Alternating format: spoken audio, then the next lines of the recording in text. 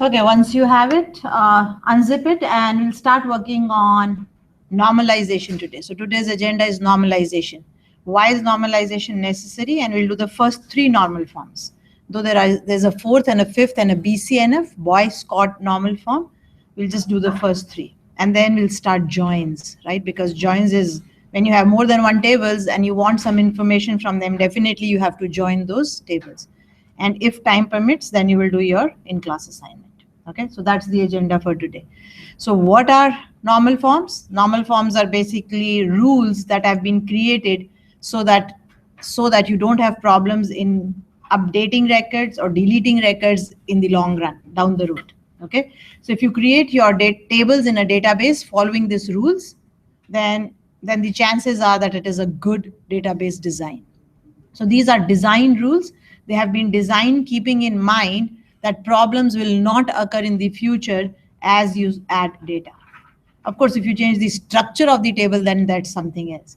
But if you have a table and it is not in the first normal form or say in the second normal form or in the third normal form, then basically you will have issues as you go down, right? And we'll discuss those issues as we do it. Okay, so please pick up the first file, which is called toys not 1NF. So this table that in this database is not in the first normal form. Let's look at why it is not in the first normal form and then learn how to convert it into first normal form. So keep in mind, you have a database, you have tables, it's populated with trillions of records, and now you realize that it wasn't a good design. So if it wasn't a good design, it's a lot of work to bring it back to normal, right? So it's better that before you create tables, you first design your database. So basically these steps are designing it, then implementing it, right? So if you don't do it well, then of course, this is what you're going to do in the long run, which is you'll see how tedious it is. It's just not breaking up the table or altering the table or creating new tables. It's also moving data around, right? You can't lose any information. So you had data in a certain table and now you have to move it around, distributing it into different tables so that the data is still with you. So it's a long process. I mean, if you don't do it well, then of course this is what it is. So you should know how to do it. So if the need arises, you should be able to do it. And why do we do it? Why do we need our tables to be in the normal form? Okay, so let's look at the first normal form. You're already aware that this table, that what is the first normal form, right? So I'll repeat the definition. A table is said to be in the first normal form if one, it has a primary key, and two, all fields are atomic in nature. Or in other words, there are no repeating groups of the same type of data, right? So there are no repeating groups, so no repeating columns in a sense. So you don't have columns of the same type for one piece of data, like we had favorite sites, for example, when we started it. So it was not a good design at all. Why do we need a primary key? Because that's the field or the fields, more than one fields also can make a primary key that will help you uniquely identify a record. Why should you uniquely identify a record? Because definitely you will always have tables about entities. And if you want to talk to a single record in the table, there should be some way to identify it, right? So those are the uses of the first normal form. So let's look at what's wrong in this table. So it says to create a database and a table therein, populate the table with data, check that the table is in first normal form, else change it into first normal form.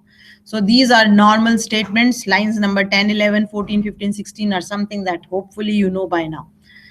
The dropping of table, just so that we know if we have to create a new table, it should not already exist. So we always add if exists with it. If it does not, if you don't put this, then if you're trying to drop a table and it doesn't exist, you will have an error, right? So the if exists is a safe way saying if it exists, drop it. If it does not, then let it go.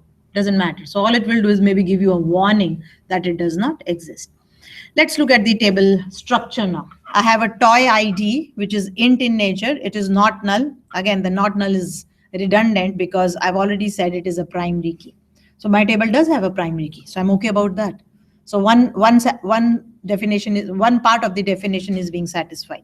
Then I have the toy name, if you want to call it, which is a varchar 30 and it is not null. Good enough. A toy name cannot be broken down into something. You could have a kite, you could have a baseball bat, you could have whatever, right? Football, whatever it is, whatever the toy is. So you can break it down. The colors field, though it's plural, doesn't mean its value is plural, but the colors field is what colors is that particular toy available in. So if you look at the data, wiffle ball is available in white, yellow, and blue. The frisbee is available in green and yellow. The kite in red, blue, and green, and the yo-yo in white and yellow. Doesn't work, right? This is where the definition is being violated. So this field colors is not atomic in nature. It can be broken down. So you say, oh, let's make color 1, color 2, color 3, make 3 fields, and that's how we will kind of work with it.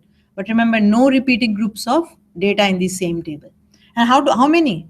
5 colors, 6 colors, 3, 2, 1. I have no clue, right? So you can say, okay, let's take the maximum and then whatever works, it works.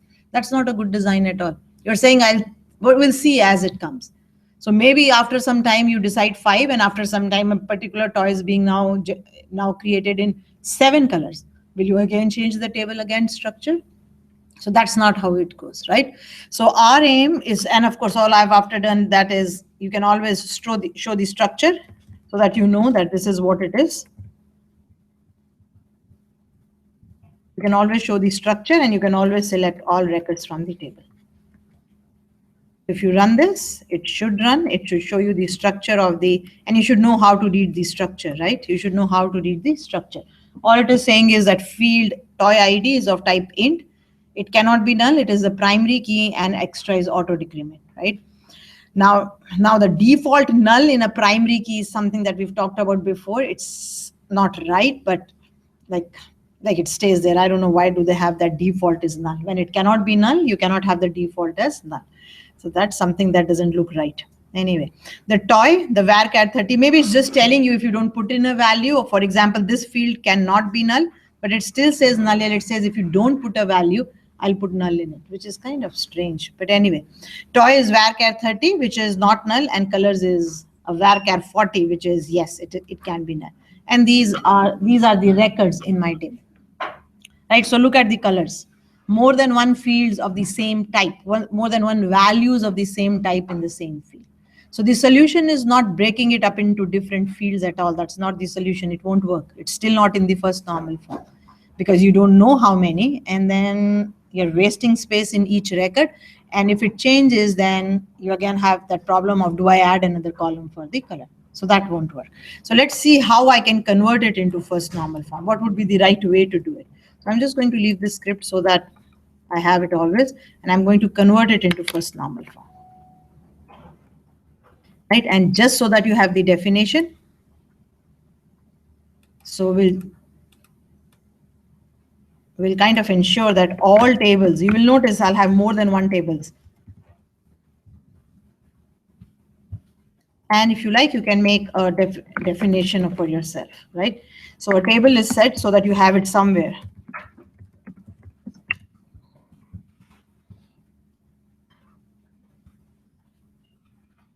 You can call it the whole world first normal form if you like. 1NF is also common. If it has a primary key, we know what a primary key is, right? If you don't, please define it for yourself. So it is a single field or a group of fields that uniquely identifies each record. It cannot be null, and it has to have a value, right? And it has to be unique. You cannot duplicate it. Just for information, maybe you've seen it in another course because I see you do SQL also in PHP and all that. There is also another verb, you can call it, or another property of a field, which is called unique. You can have a unique property. So the assignment that you did last week for the cars, where I said the VIN number is unique for each car, you could have created that as a unique field. You could have altered the table. Only one student did it, but like nobody else, and I kind of just ignored the fact. But if I say a field is unique, after you've done everything, you've populated it, then you can just alter the table again to make it a unique field. You can do it before if you have null, null, null in it, which is what happens when you start. Okay, so keep in mind, you can use the unique verb also. Okay, a table is said to be if it has a primary key and every field is atomic in nature. And again, the atomic in nature cannot be broken down or need not be broken down, right? Or in other words, there are no groups of repeating data or type. I mean, don't confuse the type. You could have fields of varchar, many of them, but they're not related. But when I say groups of repeating data, it's kind of saying it's the same field that you're trying to do. So in this table that you have, notice colors is not atomic in nature. It's not. So since colors is not atomic in nature, we'll have to do something about it. And that something is always splitting the table. You'll have to restructure it. And it always will end up creating more tables. Okay, so what should we do? So toy ID is okay in its own. The colors is okay in its own. So we are fine with that. So let's try to go one by one. I mean, you can keep this name if you like. You can put underscores if you like, whatever works for you. It really doesn't matter to me. I'm going to take out the color fields out of here. I'm going to take out the colors field out of here. So now this table is in first normal form. I have a toy ID and I have a toy name. So we are okay here, right? So now if you want to do that, I won't remove the colors yet because I'll need them. So I'll just kind of keep them. Sorry? Oh, yeah, thank you. Right, and we'll kind of put it here. I'll keep this because I need it. So I'm going to change my data and I'll remove those colors afterwards. I will. So we'll just kind of keep this away because I need them. Once I've used them, then I'll remove them. I'm changing my records so that my definition is still holding. So you can kind of ignore these errors for a minute. We'll come to it. Okay, so that's what I've done. I've taken my table and I've removed the colors field from it. Works well, but I've lost information. Where is this information now that toy ID 5, or in other words, wiffle ball is available in white, yellow, and blue? So I can't do that. I can't lose information. You can't say, oh, just remove it and the job is done. You have to maintain it. So what I'll have to do is I'll have to create another table. Right? So let's create another table. So you can create them together and then populate them, but sometimes you have the you have to have data inside it if it is going to refer to it. So let's try to do this now. So you can leave the select TBL toys describe here if you like. Okay, let's go, or we can do it afterwards. Really doesn't matter. Too many, always clutter code, right? Okay, so now what should be my second table? So let's create another table. Call it whatever you like. I'll stick with TBL colors. And again, if you need underscores, start using underscores, whatever works for you. As long as you have one convention, I'm fine with it. Okay. So if I have more than one word, so now it is now in the normal form. So I just change my database name just so that it reflects it. You don't have to. There's no rule. Right. So I've changed my database name just because now this database will have all tables in the first normal form. So it's up to you, whatever you want to call it, follow one convention. If you want to use the underscore, sure, go ahead and use it. And then remember to change it everywhere. You'll have to change it here, you'll have to change it here, and you'll have not many, only 3 there, right? And if you're going to create the TBL colors also, so follow one convention throughout. Okay, let's create this table now. Now the thing is, what should be in this table? Toy ID is 1 for sure, right? Because each color has to do with a toy ID. So toy ID for sure. And it was an int, right? Let's see if it will be or will not be. And what about the other one now? I can't again say color number 1, color number 2. We are back to normal. We can't do that. What I'll do is, before I do this, I'm going to create a colors table, just that has colors, which is what we were doing right now. So this was actually toy and colors. So we'll kind of change it afterwards. But here, let me create this. So just colors. So maybe this information I'll take from you afterwards. Or you know what? Yeah, we'll take it afterwards. I'll have a color ID here instead of your toy ID. And we'll have a color here.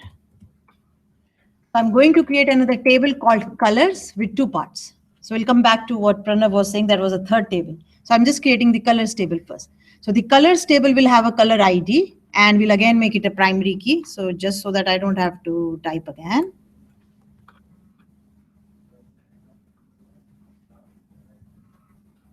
And again, remember, not null is redundant. You don't need it, right? What doesn't it like now? We'll do it, finish it off, and then we'll see. And now color was, remember, it was varchar 40. Oh, that's why. Oh, not here. Capital. This can be print, of course. What do I do with the color? Now remember the composite field was varchar 40 because I had a lot of colors in it. So now you can say maybe color varchar 10 should do, like approximately that's the okay value. So let's make each color a varchar 40. My second table is ready. Look at this table now. This table is only storing colors, nothing else. So it has a color and a color ID, color and a color ID. And I made the auto increment key because it is just easy then to do it. Now so if you want, you could add those values. If not, you can leave it alone. So now let's insert into, oh, yeah, just because the 40 was a bigger one. Okay, 40 wouldn't work. It doesn't make sense. It's better to go with 10 because 40 was for everything. And usually color 10 is okay. 15 is another kind of okay, but 40 was too much. Okay, so let's insert into this table now. So let's insert into TBL colors now. The values. So it's up to you. If you want to go 1, 2, 3 or whatever you can. But remember, the use of an auto increment key is leave it alone. Let it do its job. Unless you have to start from something else, you can do an alter statement. But usually that's why it is created, that you don't have to worry about it. Now take your colors that you have there and just fill them up here. I have a white, yellow, and blue. So see that you have all those colors. Oops. That was my first one. That's my second one. That's my third one. White, yellow, blue, I think I had. And then we have, doesn't make sense, I'm losing it. Green and red and, okay, green and red are two more. So of course you won't repeat them. You won't repeat the colors. You're only going to write it once. Excuse me? Yeah. Is it possible to set up a hexadecimal value as a primary key? Anything that is an int, yes. Anything that works as an int will work. So hexadecimal is an int. Right. Right, so you can use it, yes. Should be. We would just have to format that, I guess? When you input your data, it will be 0x whatever. Right? And int value is put as normal, like 17 or 18 or 1 or 2. But if you have to input a value for a hexadecimal constant, you have to start it with a 0x, which stands for it, and then give you a value of hexadecimal. Okay. Right? I thought that'd be kind of useful to have like a hexadecimal value for a color because, you know. Oh, you're talking about colors. Oh, okay. Oh, yeah, you mean, I thought you were talking about the color ID. Well, I am talking about the color ID, right? Yeah. But like you could assign the color. Think from a user point of view also, from human point of view also. Like humans don't like color numbers to be seen as what you are used to seeing in the world, right? In the web world. When you're a programmer, you're different. Like a user wouldn't like to see. So when you display your data, then you'll have to convert those colors. That doesn't make a lot of sense. But yes, if you want to, you can, but nothing stops. But then when you code it, you have to be careful. Okay, so red is whatever, right? Blue is whatever. So that's more work. So I don't know. Like it can be done, but nothing stops you. Yes, you can use those colors. But then who will convert it back to, remember, these colors are recognized in the web world, right? They are recognized in the web world. So if this SQL script is working with, say, Java or something, then who recognizes those colors? Then it will be your job that when you do a select on the table and you show these colors should be human readable. They don't want to see under color 0x999. Nothing will make sense, right? But yes, it can be done. Like there's nothing wrong in it. You can have varchars also as primary. If it is not auto increment. And it's unique. Yes, yeah. You can create your own keys, which are varchars. Then nothing stops you. But if you have to use auto increment, remember we said any of int will do. But otherwise, keys can be any type. You can create a date also to be a primary key. And can only primary keys be foreign? Or unique keys can also be? Now, there are a few things there. A foreign key is a different concept. Foreign key says the value in this field refers to a primary key field, right? Unique is just a verb, it's just nothing to do. You could have more than one primary keys in your table, but you can only have one. The others are called candidate keys. They're candidates. But a foreign key value must be drawn from a primary key field. Must be. That's a rule. right? Yes, Sorry, no problem. I guess keeping on my other idea. In your opinion, do you think that it would be a good idea to have the foreign key set up as hexadecimal values for colors to attach to a primary key in this table, in this use case? In this case, I don't think so. If my values are varchars here, my foreign key should be a varchar. Okay. Because again, remember inside, unless it's SQL, we can find some way of converting inside, which could be, I don't know, I've never tried it because I've never even thought about it, right? Well, I guess the thought was that you have the auto increment key, that is the human readable number, and then the foreign key is like the reference for people who want to find this color and see it for themselves. I don't know, like it could, if we have a function that converts it and can do that equality, it will work, right? Because a foreign key value has to be equal to one of the values in the primary key. That's how it works. So if that conversion, you have something else there and you have a color here and you have an hexadecimal there should be some way of converting it. So is the system smart enough to do it? So are you saying that there's an actual correlation between the one value and the other? Yes, there has to be. A foreign key value should be equal to one of the values in the primary key. So if you increment it by 1, the other value has to increment by 1. No, that's not the relation. We'll talk about foreign keys. That's not the relation. Wait. Let me complete it. Then we'll talk about, let me come to foreign keys and then we'll come back to your question, okay? Okay, so red, green, I think have we covered? White, yellow, blue, green, yellow, red, blue, green, and white and yellow. All colors have been colored. Or have I missed something? Commas and color. That's it? Only color? But keep in mind, I could add another color and I'm still okay. It's not, I wanted to add all the colors so that I didn't lose information. But the advantage of this new table that you've created is you can add colors if you want without those being associated with any toy ID at all. So suppose this is a toy manufacturing company and they say, you know what, we'll start now with the color orange. We like it. We find that kids like orange color. So we are going to add it to our colors database table, right? So they can just add it here. They don't have to have a record right away that says this toy is available in orange color. So now information can be added without actually doing a correlation. You can do that. So that's another advantage of having independent tables. You can add data without necessarily having a record. So in this table, if I wanted to, if the manufacturer said, oh, I need to have an orange color now, they haven't yet decided which toy will be created in orange color. They cannot add it. They cannot with that structure. Where do they add the orange color? They don't have a toy yet in that case. But in my table, if I wanted to, without any problems, if I wanted to, I could have added another color orange. So that gives you flexibility. That gives you flexibility of doing it. You could do this. There's nothing wrong in it. It's just a table of colors. All you're doing is you're saying these are the valid colors that the manufacturer can manufacture toys. Right? So I have this colors table now, which is giving a unique ID to each of the colors. So 1 is white, 2 is yellow, 3 is blue, 4 is green, 5 is red, and 5 is orange. This is the color ID associated with it. Right? My second table is ready. And I've inserted table data into it. Now you can remove all this if you like, because we don't need it. So I just wanted to see that I didn't miss any color. Okay. Have I do I have this information that wiffle ball is available? Oops, I shouldn't have. Otherwise, where will I get this information again? Now, do I have this information somewhere that wiffle ball is available in white, yellow, and blue from these two tables? No, there's no relationship at all. So I don't have my information. I have wiffle ball is toy ID 5. I have white is 1, yellow is 2, blue is 3 or whatever, but I don't have this information that wiffle ball is available in white, yellow, and blue.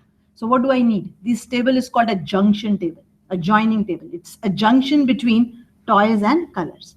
This is the table that will tell me which toy is available in which color. Okay, so now I need a third table. So let's create another table. Call it whatever you like. You can call it toys and colors if you like, because that's what it is.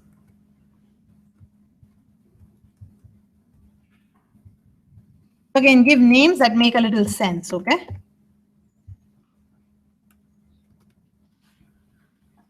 Now, what do we need here? How can I make this relationship that wiffle ball is available in white, in yellow, and in blue? You need the two IDs, right? We need the two IDs, the toy ID and the color ID. right? So combine. Wiffle ball was 5. So before we combine and put the data, let's see the two fields we need. We need a toy ID for sure, which is of type int from our previous whatever. And we need a color ID,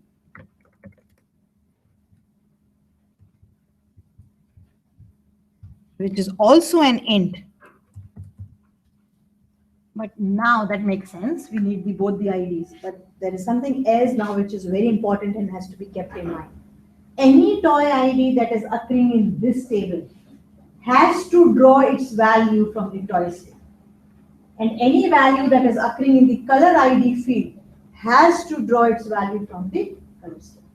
This is where foreign keys come in. So toy ID in this table is a foreign key because its values are drawn from the pool of primary key values in another.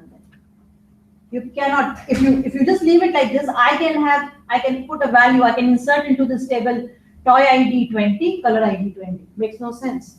There is no toy with toy ID 20 and there is no color with color ID 20. So to enforce this rule that the values of toy ID have to draw its value from the pool of toy IDs and the color ID has to draw its values from the color IDs, we'll have to create some constants, they are called in database language, right? So constant means rule. In English, constant means cannot be done, right? So how do you create constants in it? All you do, you can do it one at a time, like after the field if you want, whatever works for you. I like to see it field and then the constant field, or you can do it at the end of the table. So let's create a constraint on it. I'm going to create a constraint on it. We will name our constants. Usually the norm is that in the constant, you will mention the two table names that are involved. It becomes too long, at least for what we are doing. We'll stick to C1. That's my first constant on a foreign key, right? So I'm completing it. It's not yet complete. What is the constant? It is saying that this is a foreign key. The toy ID is a foreign key. And it refers the values of toy ID from the toys table.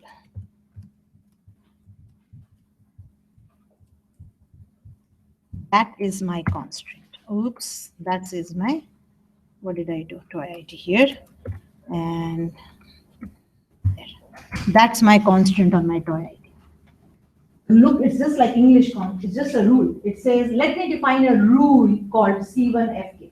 So rules are also given names because in the long run, if you want to change a rule, you know its name and you can change it.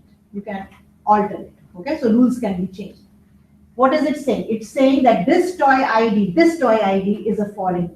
I'm in the table. I'm creating the table. So definitely this toy ID refers to the toy ID I'm talking about. Is it a rule that the name of a foreign key has to be the same as the name of a prime other key? No. I could have called this whatever I want. But just keeping the same names kind of makes a connection. But sometimes maybe it confuses you. You think it has to be the same. No, not necessarily. What is making it related? What is relating it is this rule. So the rule says that there is a rule on this toy ID. This toy ID is a foreign key and it is referencing the toy ID from the table list. That's the rule. We made a rule. So give your rule a name. The rule is called constraint in DB language. Foreign key is simply a field whose value is should be drawn from the values of another field which is primary in another table. So that's what I've said. It references table toys, toy ID. Now I cannot insert a toy ID which is not in my toys table. So I can go 5, 6, 9, and 12. I think those are the 4 values. I cannot do anything else. You'll try to insert it, it will give you an error. What about color ID? What about color ID? Is there a rule on color ID also? Yes. And the rule is let's define another constant. Of course, you won't give the same name because there are 2 different rules. This foreign key is now the color ID.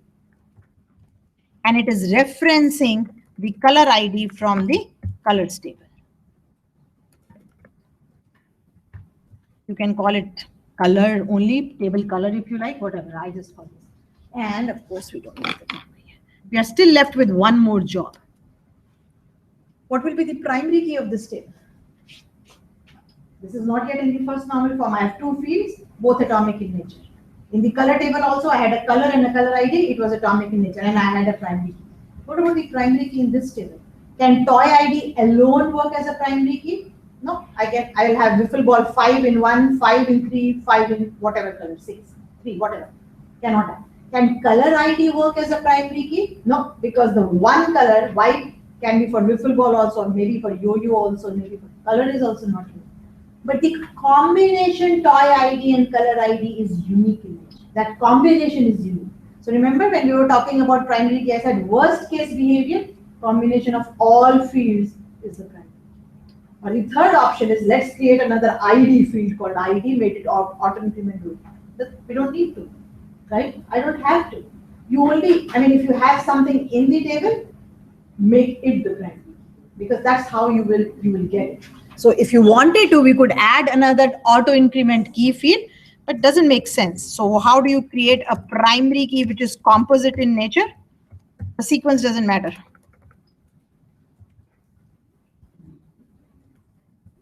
I could have written the word primary in front of both of these also, guys, for your information. I could have said primary key right here also. I prefer to put it at the end because it makes a little more sense to me.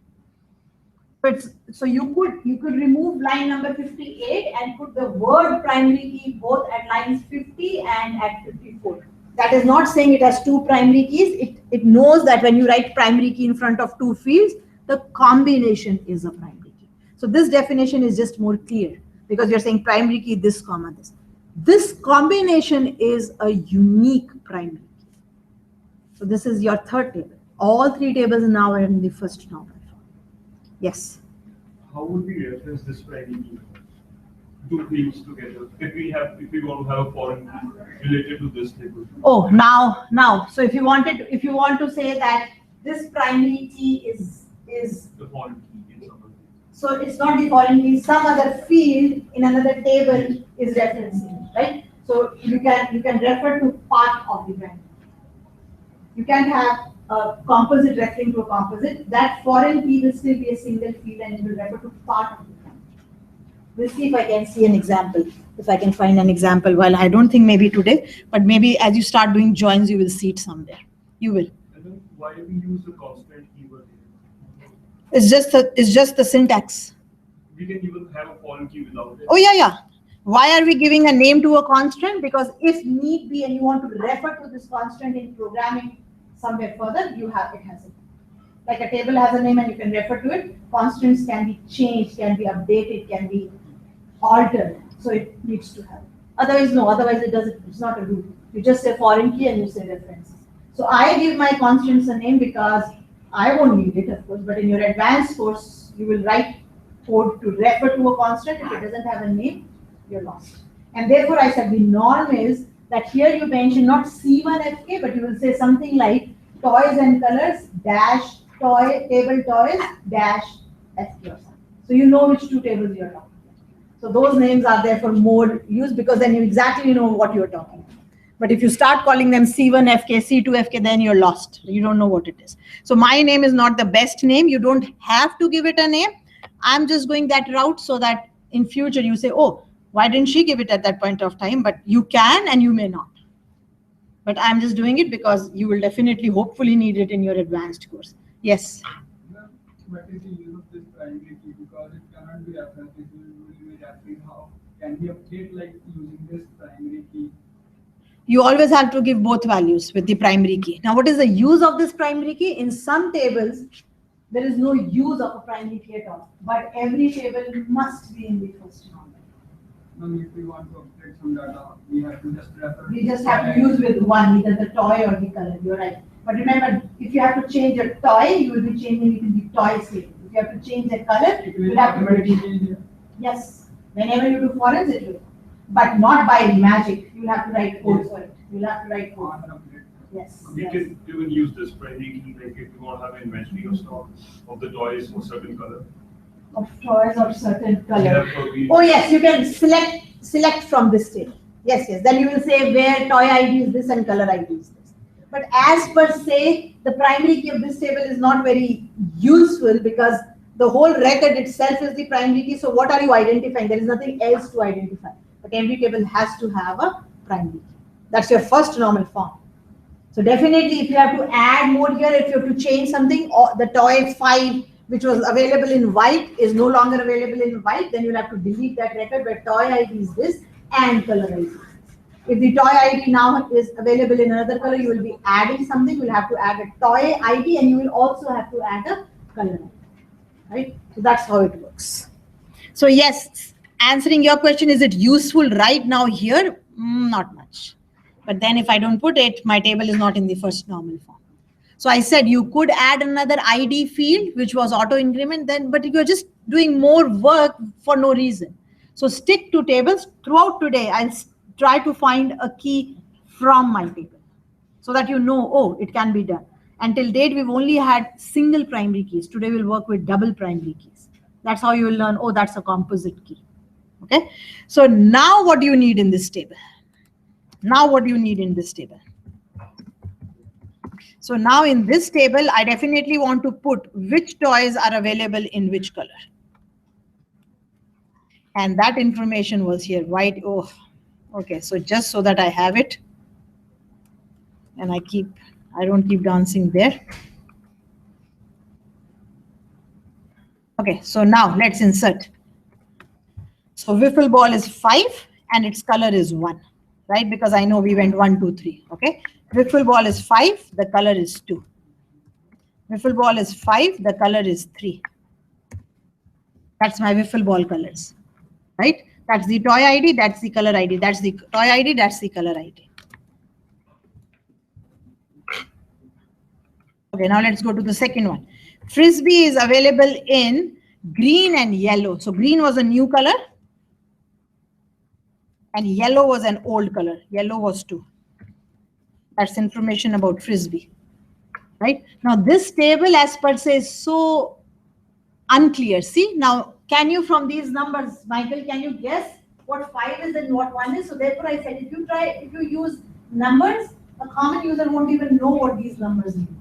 But as a programmer, you will make a select statement. So if I say, what are the colors that wiffle ball is available in, you will join these tables. You will say, oh, 5 wiffle ball, 1 white. Show the user wiffle ball is available in white. Right? So to the user, the display should always be done in a human readable form. As a programmer, do whatever you want. Right? As a programmer, do whatever you want to do. But for a user, if you say, here, 5 is available in 1, 5 is available in 2, will it make sense? So same with your hexadecimal numbers. So if you're showing a color as a hexadecimal value, will the poor guy know? No. So it is your job as a programmer to convert it into the color and show it on this. Okay, so there is where now we will need joins, right? Now, so let's complete it. So what was the third? Kite. Kite was available in red. So red was a new color. Where have we reached? 5. And then it is available in blue and green. Blue was 3 and green was 4. Just because that's how I did it, okay? That's what I remember. I think we went to green and red. Yeah, I think I'm okay. Okay, and the last was 12. Yo-yo is available in white and yellow, 1 and 2.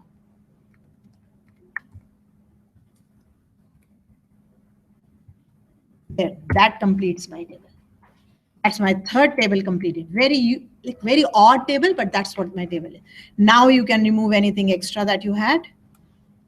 So did you see the time it took me to convert a table which was not in the first normal form into the first normal form? Of course it takes time, right?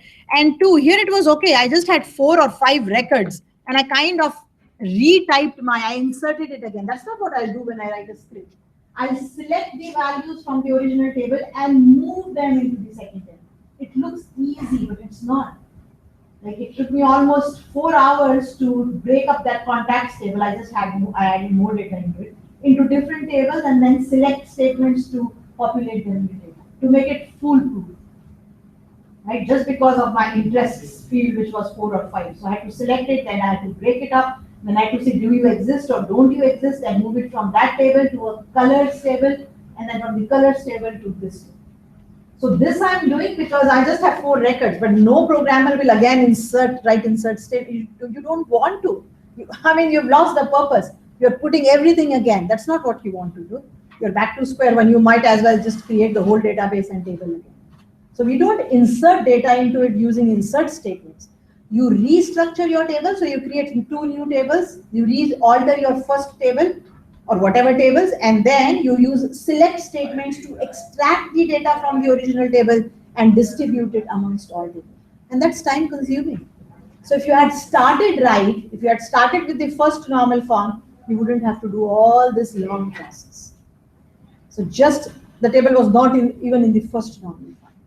Right now if you like, we can do a describe and we can do a colors or whatever. So you can take this statement just so that you see the 3. I mean, you don't have to, but just so you can take your tables. So you know what they are. And again, I've stopped putting my comments now. I really don't have time now, to be very truthful. So whatever anything new that I write, I'm hoping you can do it yourself. If not, that oops, didn't have to do that.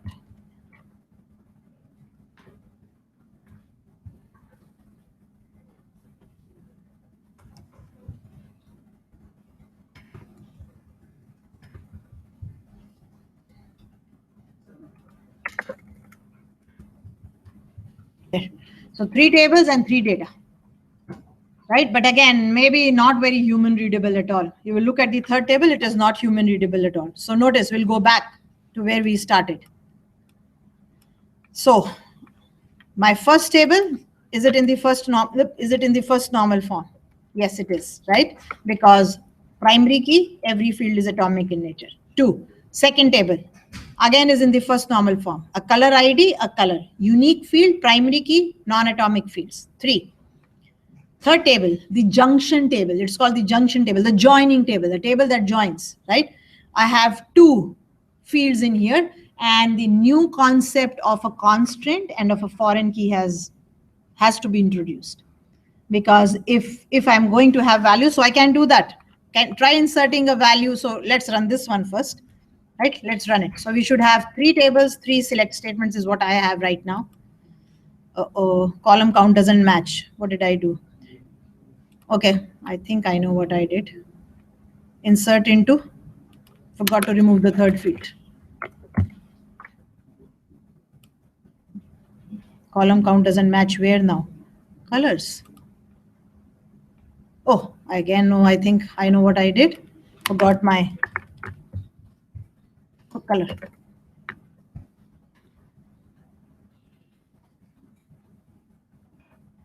Now again, table. What did I do here? Table TBL toys 1NF. Describe. What did we call the third table? Oh, we didn't call it table. That's why. Oops, forgot my TBL.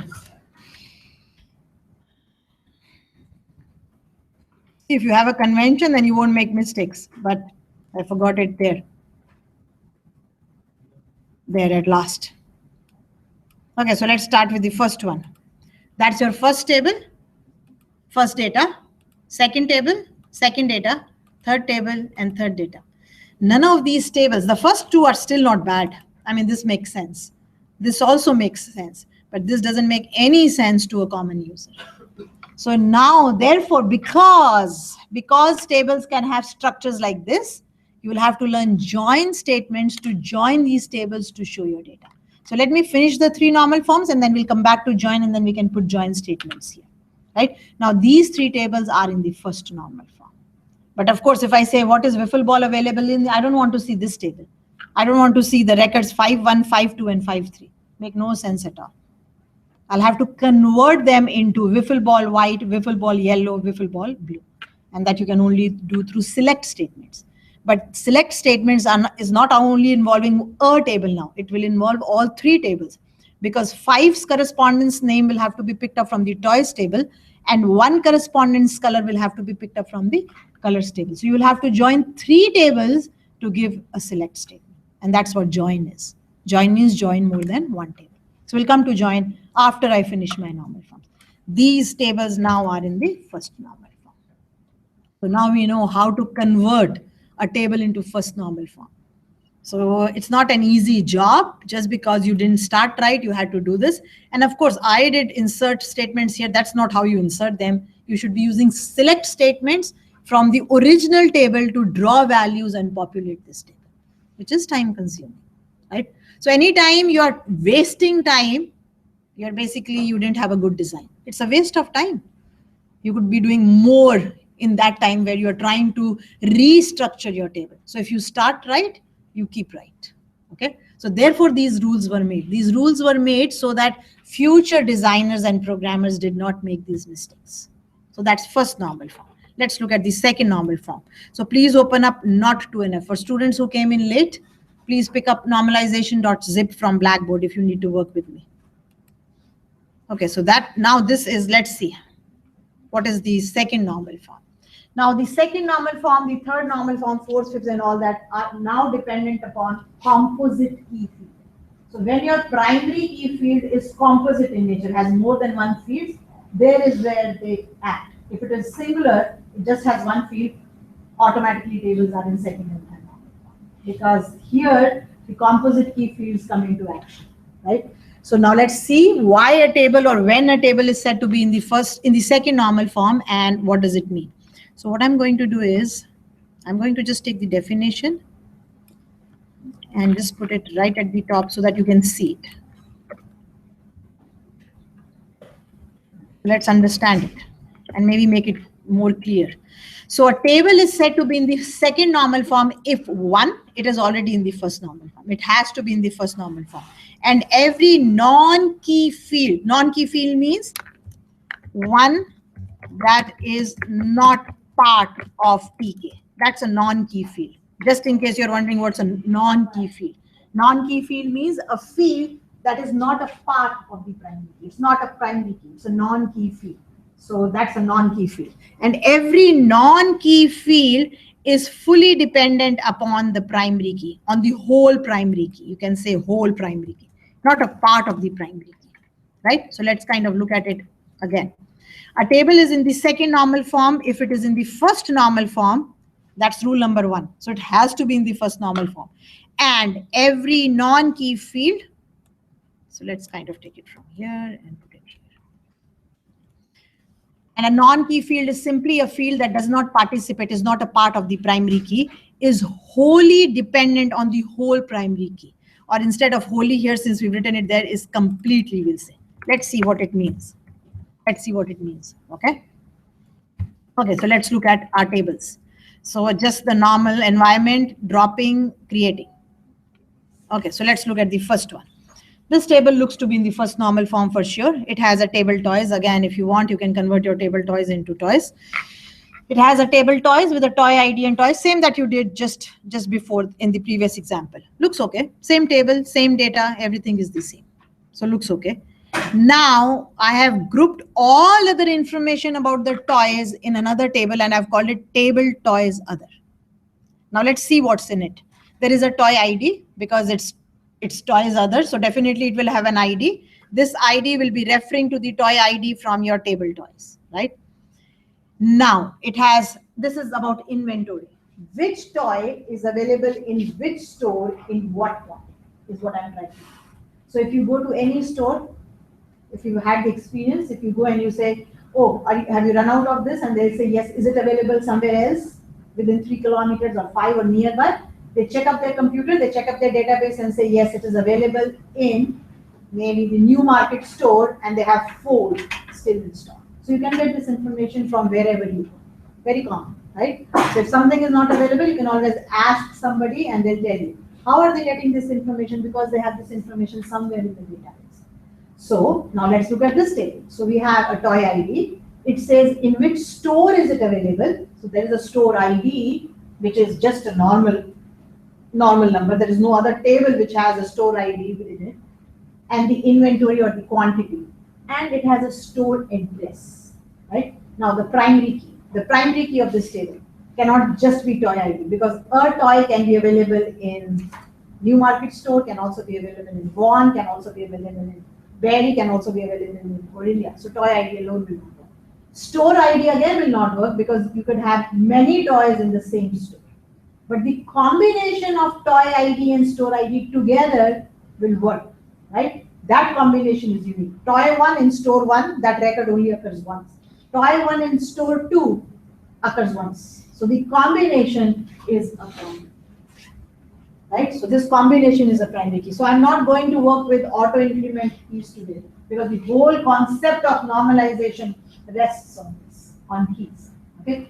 Now let's look at that store address field, which is just sitting there. This is the address of the store. Does it have to do anything with the toy ID? Does it have to do anything with the inventory? No. The store address only depends or only relates to the store ID. So now there is a non-key field, store address, that is not completely dependent upon the container. So what's your primary key? Toy ID and store ID combined is your primary key. Does the store address depend on the whole primary key? No, it only depends upon the part of a primary key.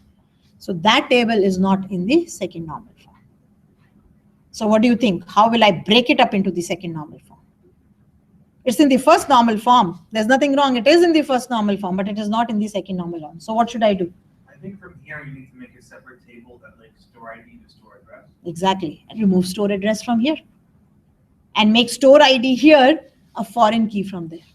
So we need another table. So how do we decide what table we need? Look at the non-key field and look at the field it is dependent upon. Pick up those two fields from the table and create a new table. That's what you will have to do.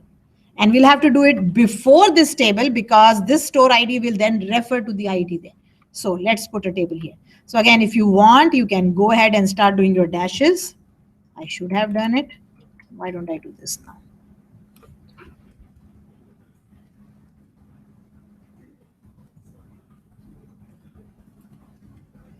So control F will do, but anywhere you will see a toys, it misbehaves then. There. Okay, so my first table is ready. Let's now create our second table. Right, so here is my comment. The comment here says, so I'll remove the definition just because we've changed the definition. So here we see that store address is partially dependent upon the primary key, right? Since it only depends upon, so you can take that note and kind of put it somewhere else so that we can see it. We'll have to break it up, right? Oops, so let's not do it here. I'm going to do it in another table. I'm going to save it as, just so that, and save it as a second normal form. I'm keeping my previous tables just so that I can put them on Blackboard again. You don't have to. If you want to, it's good because then you can refer back to it. Okay, so now all tables are in second normal form. This is to create a database and tables therein, and all tables are in the second normal form. That's what we want to do. So I'll leave the definition so that you can see it. And you can refer to it in an exam if asked, right? Okay, so let's create this table that we were just talking about. So we'll remove this now because it will be gone. Okay, so let's create the second table. So we'll drop the table and we'll create a new table. Okay, here. So let's create a table called stores. Right, in the table called stores, we've just decided that we will have a store key or a store ID. Okay, now are these store IDs of different nature? Like, are they 1, 2, 3, or I see a 1, I see a 3, I see a 2, or 4. You could make it auto increment. Now, this is another thing you'll have to see. You're creating new tables, but can you just like, do you need an auto increment? Usually we don't put it auto increment because values will be extracted from another table and populated. So whenever you redesign, you'll have to think, do I need or don't I need? Okay, so let's create the second table first. I need a store ID, which is an int, which will act as a primary key in this table. It has to act as a primary key in this table. Its values will be drawn from the others table, toys other table, right? It will be drawn from the toy other table. Okay, so it's not as easy. Oh, let me make it auto increment, and now then you fill it up, then you update it. I mean, you'll have to select. You want to do the minimum work and get the best results. So, and the second one here will be your store address, which is basically, we'll pick it up with the type from, I think it was a varchar for sure, but how much? Varchar 30, and it was not null.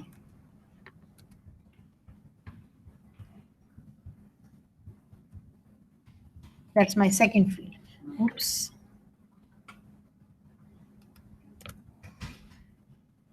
And that's my second table. Why the store ID is not auto? Because I'll tell you why. Auto increment keys are useful when you are creating the table from scratch. Like you're creating it, right? Creating it and inserting data. But here, though I will write insert statements. Remember, in the real world, I won't be writing new insert statements. I'll be selecting data from the records that are already available. So I can't say, oh, now they'll be called 1, 2, 3, 4. The data is already in a table. I have to pick up the store ID from there, the store address from there, and populate this. So, Like if I was designing this table. oh, definitely, then you would do an auto. Of course, you should be doing it, unless the company says our store IDs are not 1, 2, 3. There's something else. Yes. With auto increment also we can insert once the data and after that it will be auto incremented. You can, but remember the records that you have to first put into this table already are defined, they already are somewhere else. Now, do they have a value? Suppose if they had values 1, I checked there were only 1, 2, 3, 4 here. So it may be okay. But suppose they had 1, 10, 9, and 7. So you have to get those values. After that, you can always say that I'll do it. But suppose No, if we do auto increment here, once we insert the data, after that we can use normal insert statements to it will go in sequence. Yes. Once you alter the table, you say this is where I start my auto increment. You can do it. Yes. But definitely, yeah, I could. Nothing stops me. I could, because in future, at least I'll save myself inserting data with the key. So there is nothing wrong in doing it. If you were starting from scratch, I would definitely do it. Here, you always have to see, so it could also happen that this data there won't be new inserts into it. All you're doing is you're taking previous tables and converting them, right? So if no inserts are required in future, you may not even need it. So it depends upon your need. The problem is like if someone inserts data before getting the data, they can be duplicated. That's what I'm saying. Therefore, it is just safe not to do it. You know what I mean? That's what I'm saying. Afterwards, if you have to do it, just alter it. What's the big deal? Right? So if I'm only drawing data from a table, I would keep away from it. If I was creating it from scratch, I would definitely do it. So therefore, I'm not adding it, but it's not wrong, but you have to know the circumstances in what you're doing. Since mine is a small example and I'm not bothering, either way it will be okay for me. Because I'll insert this and this, so I won't go wrong anywhere, right? So it's up to you. Again, you can decide whatever you want. You can, so there's nothing wrong. Your question is right, but depends on the needs. So if only data has to be extracted, leave it alone. But data has to be extracted and maybe added also. Maybe you can alter the table afterwards to make it an auto increment. So whatever makes sense, do it. Because you have to use your logic somewhere, right? We can't think of all possible situations that may occur. We'll do it when we need it. Yes. And in the end, it's better to do it auto increment. It's just easier. If there is no rule about a store ID being a particular number, it's okay. It's easier.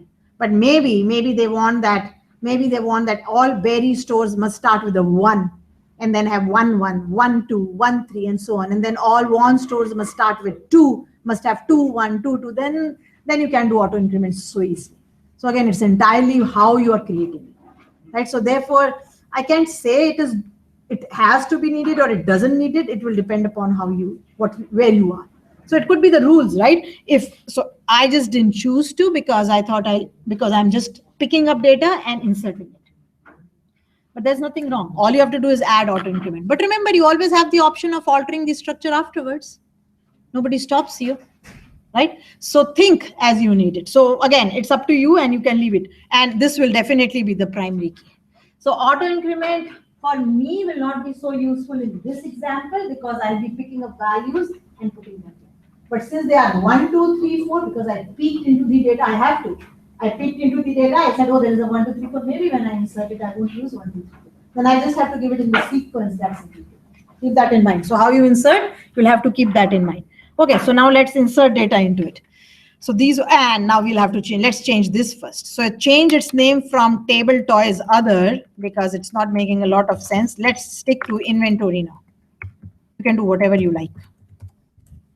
This is basically toys inventory, so I don't know. Table inventory or toys, whatever. whatever you want to call it. I could have said toys store inventory, or you can say, I mean, it's trying to relate toys with stores. What do you remove from here?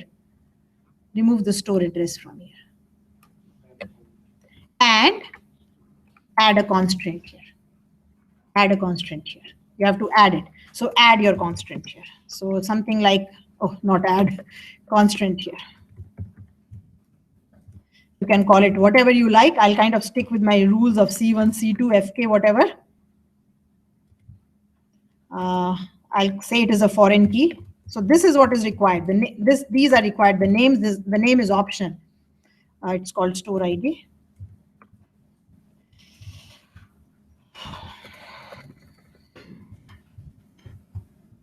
And it is referencing. Better to copy and paste maybe, right? It references. Okay, so what did we call that table? TBL stores, I think, right? 944 also it will be underscore TBL underscore toys. Oh yes, it will be. Thank you. We could also do this in the table, right? Oh yes, yes, yes. Yes, yes, you could. I just put different lines because it makes more sense to me. Oh, is that what it is referencing? Table stores? Table stores. Store ID. Okay, store ID.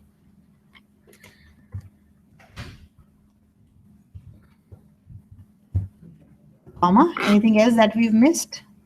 No, inventory is there. Again, you can call it whatever you like. I don't even remember what I called it on Blackboard, so I'll just load your copies. Oh, and this is not create table toys other now. This is create table inventory. Anything else that needs a change? I don't think so. No. Okay. We still have to insert data in that stores table before we insert data into this table. Right? Remember, insertion, the sequence is important now. So this table has to be created in sequence when you write code before this table because it is referencing the store ID from here. And before you insert data in the third table, in the inventory table, insert data in the second table because that's how it will check. Okay, so you can do it as I have been doing it. Insert right here if you want. It's up to you, just so that we don't miss it. Okay, so let's insert data. This was called TBL stores. Okay, let's insert the values. Again, it's up to you. If you want to write the whole thing, you do it. If you just want to go with addresses, you do it. Whatever you like. Just because it's already there, I'll pick it from here. Okay, so where are we? Store ID here. Store address, store ID. One. We only have 1, 2, 3, 4. 23 Maple is 1.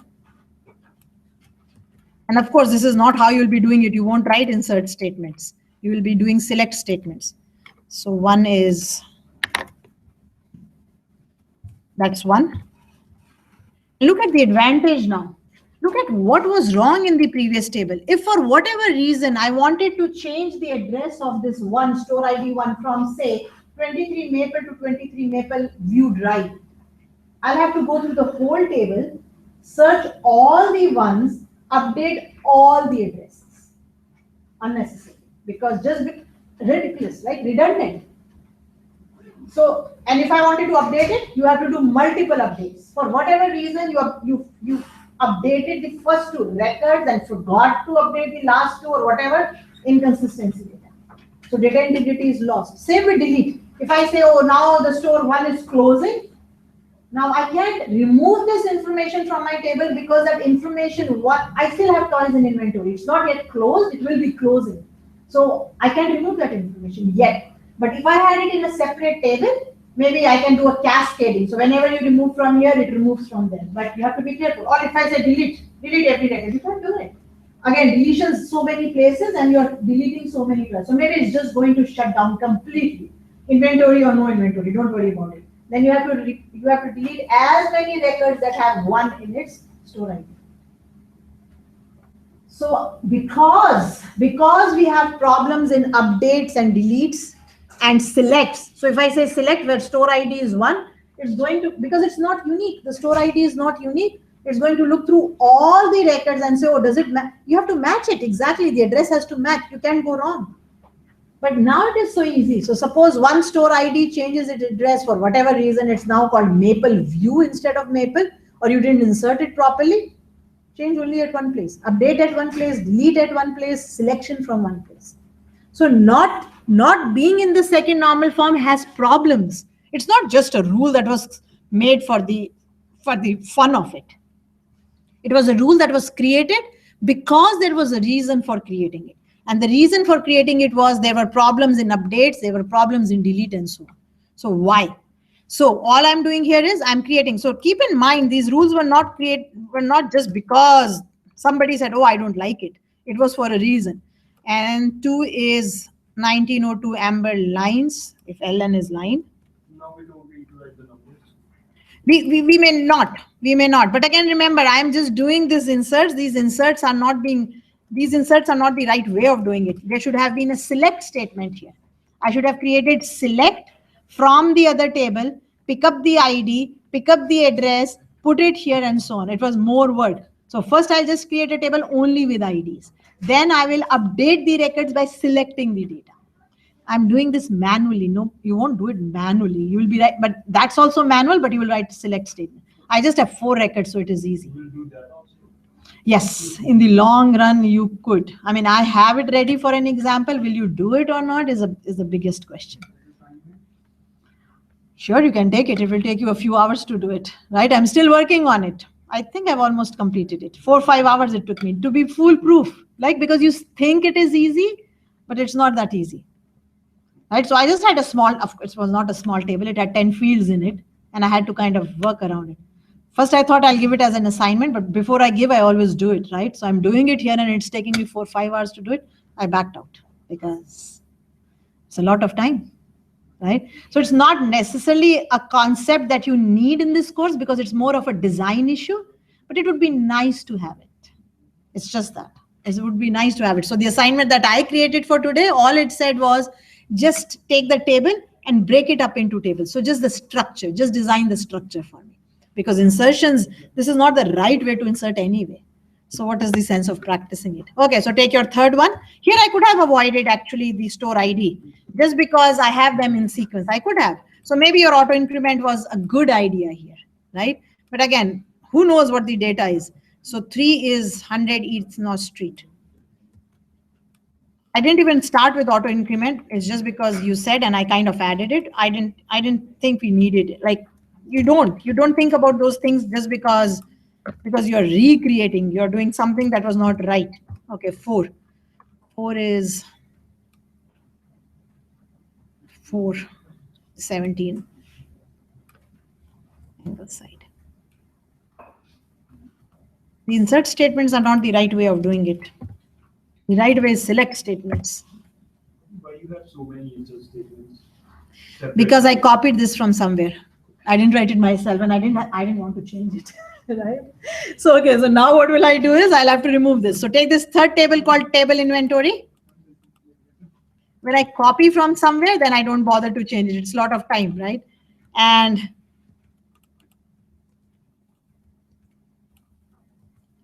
these were picked up from, I think, the book, if I'm not mistaken. And notice here I have said so, I've said so, I think in the previous one, that you cannot add a record for a non-existing toy. You cannot do it. So you have it already. So don't forget, when you have a reference key, then you can do nothing about it. Okay, so what do we want to remove from this inventory? The last part. Oh.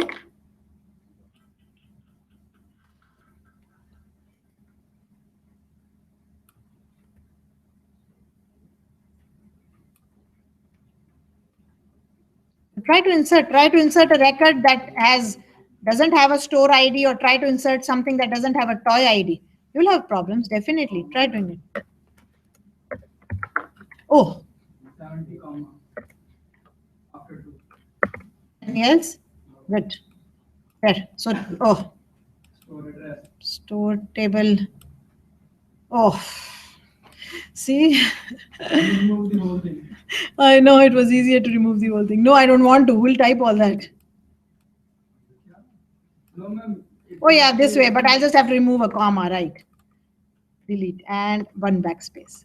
delete and one backspace. You know how to do the shortcuts. Also, one insert statement remove the all other statements. Come again? What did you say? Oh, you mean just keep one and say values? Yeah, yeah. See, cheating once is causing me problems now. And this was inventory. I was getting lazy when I copied it, and now I have to do more work. There. Are we ready with the third table? I think so. Are we ready with the second table? Yes. And are we ready with the first table? We didn't touch at all. Right? First table we didn't touch at all. Okay. So the first table is in the second normal form. Yes, it is in the first normal form, and there is only a single primary key. See, your job is easy. You don't even have to bother. It is automatically in the second normal form because there is no partial dependence. Partial dependence only comes when the key is composite in nature. Right? Let's look at the second table. So that's complete. Table stores, I don't have to bother. It's already in the second normal form because again, my key is only a single field. So again, second normal form already, it's already in the first normal form. Third, now this is the table which has a composite primary key. So now let's look at any non-key field. I don't have a non-key field. This is also in the second normal form. Yes. And the previous table was also in second normal form. No, we had a store address that was only dependent. Not this one, the colored one. The previous example we have done, toys and colors. Yes, that's in the second normal form already. It is. Anytime your primary key is single, you don't even have to bother. And the composite one, the color ID and the toy ID did not have a non-key field. So we are okay. Same as what we have here. Yes, those tables are also in the second normal form. They are. Now the address can also be broken. You can if you want. Sure. You can change the address. You can delete them all at one place now. New. Like broken down. Oh, you mean if we want to say that they should be? Yeah. Remember, we've said our atomic definition is it may or it needs or need not need. So here we didn't start with that. We said we don't need to. If that was the case, then the table was not even in the first normal form. Right? If we said our addresses should be atomic, then this was not in the first normal form. We didn't go there. Right? So remember, I say it is atomic if it cannot be or need not be broken down. So I'm sticking to addresses, okay. Okay, otherwise it's not in the second normal form. Now, if you want, you can try this. You can describe and you can select the show tables just so that if I don't keep doing it, then you forget about it in the exam. The show tables is just the tables in the table. So we have a table, then we had a table stores, and then we had a table inventory. Again, the three tables sitting alone will not make a lot of sense. We look at its data, it won't make a lot of sense. But once you learn how to do the joins, it will. Okay, so let's start with errors. Oh, lucky this time. Okay, no syntax errors. So there, first table, first normal form, second normal form, right? Second table, it's data. What is this result? TBL toys. Oh, there's something else somewhere. 1, 2, 3, 4, 5. I have 3. Oh, describe somewhere. That's what I'm saying. That's not in. Oh, there it is. Yeah, that was the describe. I'm saying inventory and the table is something else. You can remove that if you like. Just because it looks like, oh, inventory here and no inventory here. So you can always do your describes if you want with the selects. Okay, let's try it again. Okay, so the first table only toys, first normal form, second normal form. Second table, first normal form, second normal form. First normal form, second normal form, but notice how it doesn't look too neat. Like, makes no sense. I have no clue which toy is available in which store. These numbers make no sense. And then again, we need to learn joins. Right? So we'll revert back. And of course, the last was just the show table, guys. The show tables gives you the tables in a database. So that you know. So show table, describe your table, select table, just know about these statements. Create table statement, show, create table. There are quite a bit of shows. If you know one, you can always figure out others, right? You're always allowed to Google to look, like not Google, go to the manual to look for something. You can always go and search there for show. So that takes care of a table of tables being in second normal. Database name is still not. Okay, so it's not syntactically wrong, but logically it doesn't make sense. Thank you. There. This will go back on Blackboard. We'll take a break, 20 minutes, come back, and we'll do the third normal form. I chose not to stick with toys just because it was more complicated. So we'll take a simple example for the third normal form, And then I'll come back to something that is already deeper now. To start doing your joins. Okay, we have to start joins today. You still are okay? My Monday poor section has another Monday coming off. So anyway, so there it is. This will go back. Take a break, come back please in 20 minutes. And we'll do the not third normal form after this. Yes, Michael? Sorry, I'm just having a little trouble with my phone. Okay. Let's see what the problem is.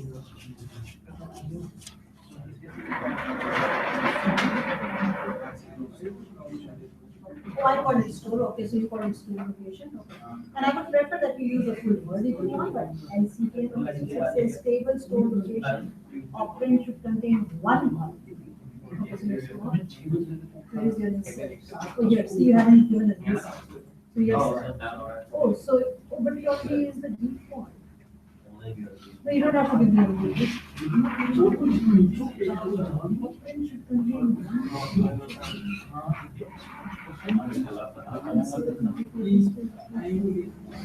Oh, that extra bracket after that. There. Okay, now insert. Where are you missing? No. Yeah. Okay. Yeah. There. Okay.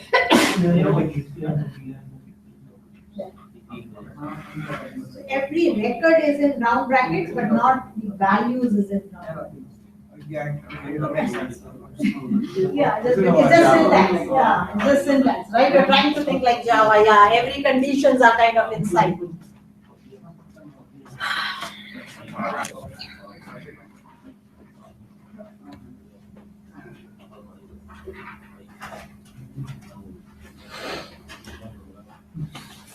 I Yes. always got something to say. Sure. Convert any Okay. number to any base. Give me a minute. That's a Binary binary. to decimal. Give me a minute. That's a binary. Yes. And the 2 is for Binary, like from binary 2 to hexadecimal to No, decimal. Oh, the base systems 2 and 10. Yes. Okay, so it's basically the convert function which is converting the first argument which is in this base to another base. From and what's that's the table of the. What he was asking was, if instead of giving the color as red, can we give its hexadecimal representation in the web? It's in the That's what I'm saying. It's in the web, right? So how it will will just give numbers. it will just give numbers? Yeah. Okay. So there is a convert function. Okay. Yes, Thank but you. This is good. Like if we want to use just for like hexadecimal, so that we can use the same table in web also. Oh, okay. Like I to get it. display the Colors? color for the toys Ah. and to use in the store also to convert it into IDs. Right. So you just, when you do a select, you just convert from. So do you think it will, if I give a color here, a color hexadecimal color here, and I say convert from 16 to 10 in the web, it will convert the color to the color? Why to convert it in? No. If this is a hexadecimal number of In the color web, red. In the web, I will just select and style sheet it to that color. Oh, And it so will this- display red. Yeah. So that's more to do in the web, right? That's what I said. It's more to do in the web. No, Do- nothing. Just Yeah. style sheet and select this Yeah, from but this. I mean, you have to know. I don't know how to do those things in the web, right? That's easy. Yeah. So here putting his question was, in the color field, can I make it a hexadecimal field and put the colors in hexadecimal rather than red blue? I said it doesn't make sense to the common user. When you have to display it, you'll have to show it as a color. But color ID can be hexadecimal to relate it. Yeah, to relate it. Yes, that could be, but not the color itself. Not Yes. the color itself. Okay. How's your assignment going? Anything else that you did? No, yes. Yes. Not for that one. We Huh. will made another one more difficult. Okay, I have also created one. We can discuss it. Are you Okay, free yes, after yes, Wednesday? yes. Okay, I have to meet somebody, not talk to somebody on phone for say 20 minutes or so at 11. problem. And then after that we can Yes, sure. sit. Okay. Mohit, you need to show me that date stamp for Java class, please. I don't need to see for the class. What you sent me was the dot class. Yeah, doesn't matter, but the timestamp was showing me the dot class file. Maybe you changed the code afterwards and didn't compile it. You do that. I want to see the code of the Java file timestamp. And this is not my responsibility. What you gave is what I found. Be careful. Check things, right, before you give them to me.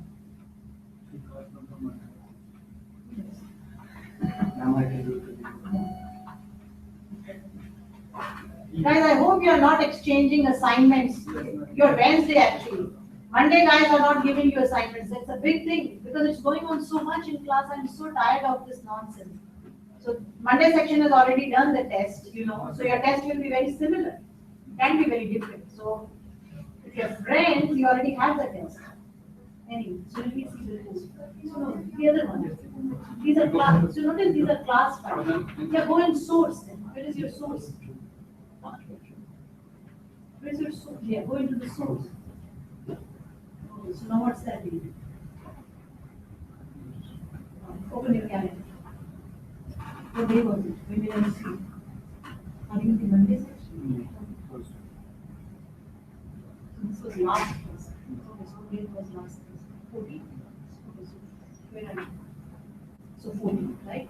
And the class ends at 3. 5. 5. That's this one. Okay. Okay, so now. So they're all before 5. There's the 5. What did it say? No, that's a 3. Before 47.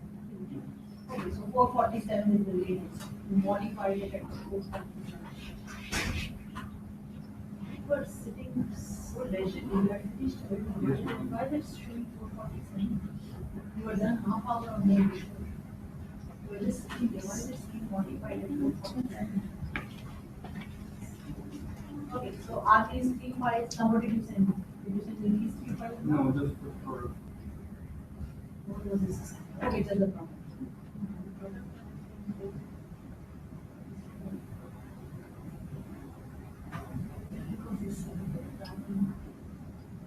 Because if I open it, I think it's auto save. No, but then the date hasn't changed. See, this is improving. If that was the case, then it will do it for today, which is not doing that, right? So we know that it wasn't touched after proving, except that you had finished it. So it will be. So this file is with me now? Yeah, You email it yeah. to me? I changed the name. Oh, that's okay. Because we changed the name.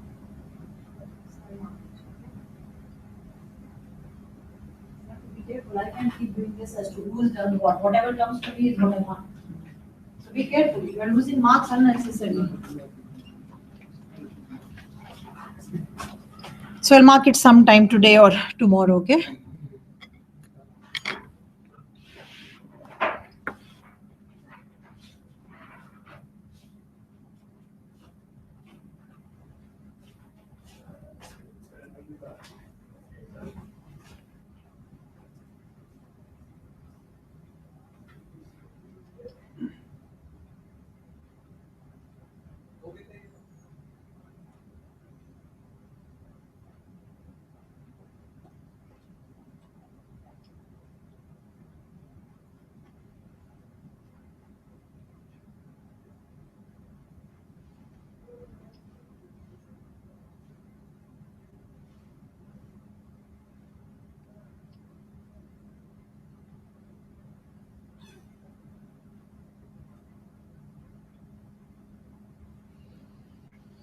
Do you have an interview today?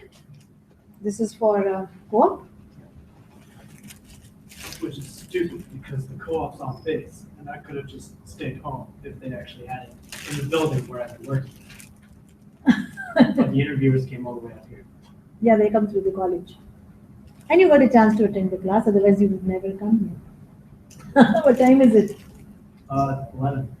Hmm. So I'm leaving at 5 minutes before class is supposed to end. All the best.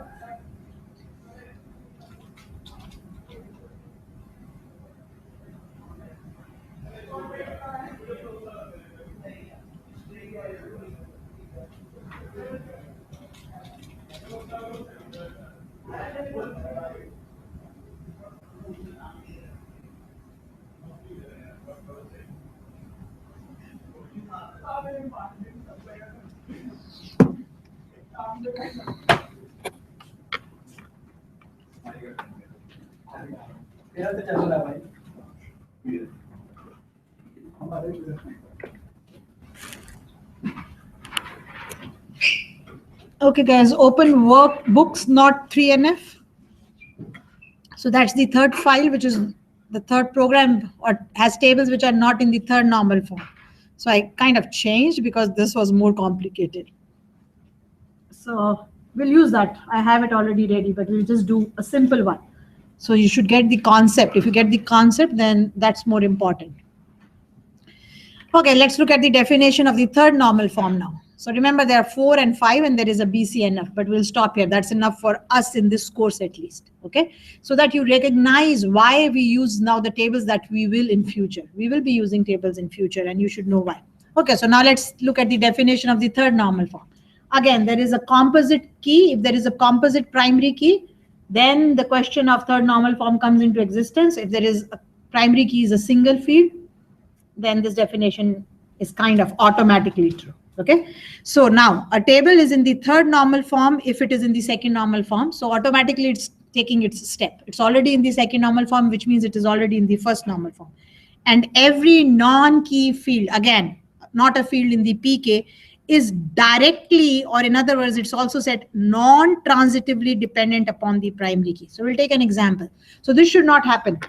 So we have a primary key. Field 1 is dependent upon the complete primary key. Field 2 is not dependent upon the primary key directly. It is dependent upon F1, and F1 is dependent upon the primary key. This is called non-direct, right? So A is dependent upon B, and then B is dependent upon the primary key. That should not occur. If that is occurring in a table, we'll again have problems for updates and deletes and selects, and then selects just become more complicated. It's not problem, it's just more complicated, right? And then our aim is to convert it into third normal. Okay, so let's look at the table. So what you have on Blackboard, I just picked up the definition which was written here. I just picked it up from here and moved it and kind of made it clear that what was the problem with it. What is the non-key field? Just because I don't know if it is, it doesn't make sense. Okay, so we've started with again a normal one. So I picked up a simple example, right? Again, the database name, the dropping of the table, the creation of new table, and let's look at the fields of the table now.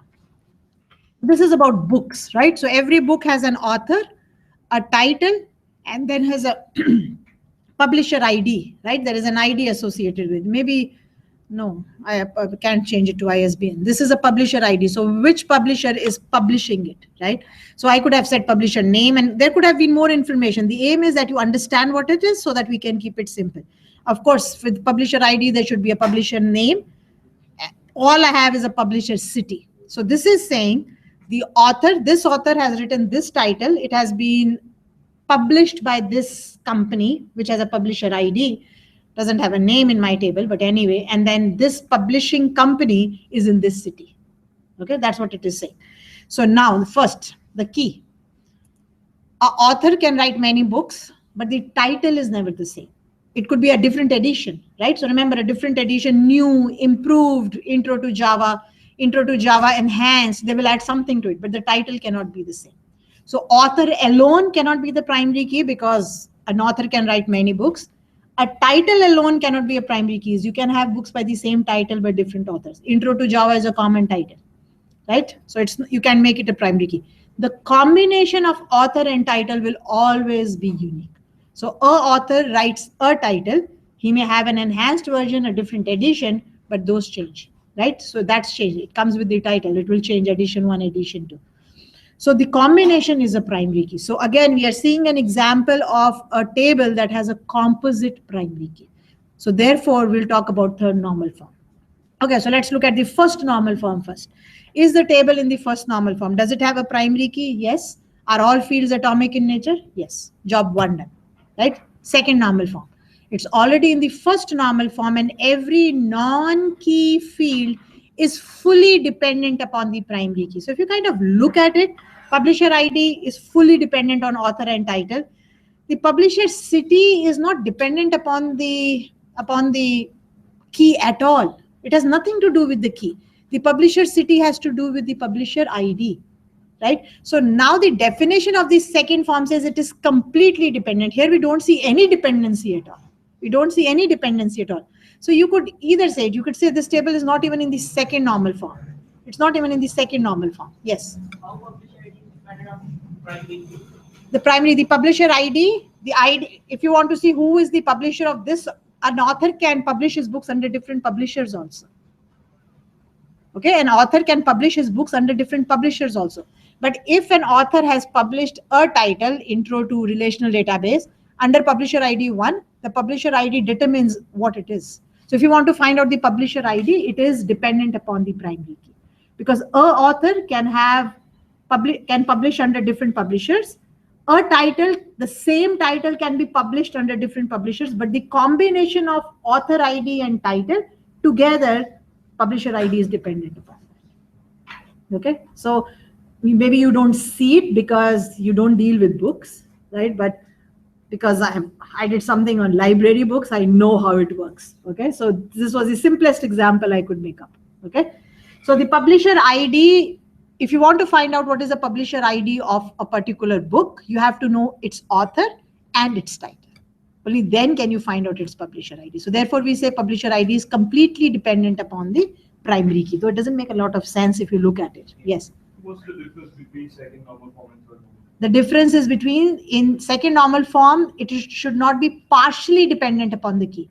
But in the third normal form, we are not even talking about dependency. We are saying it is indirectly dependent upon it.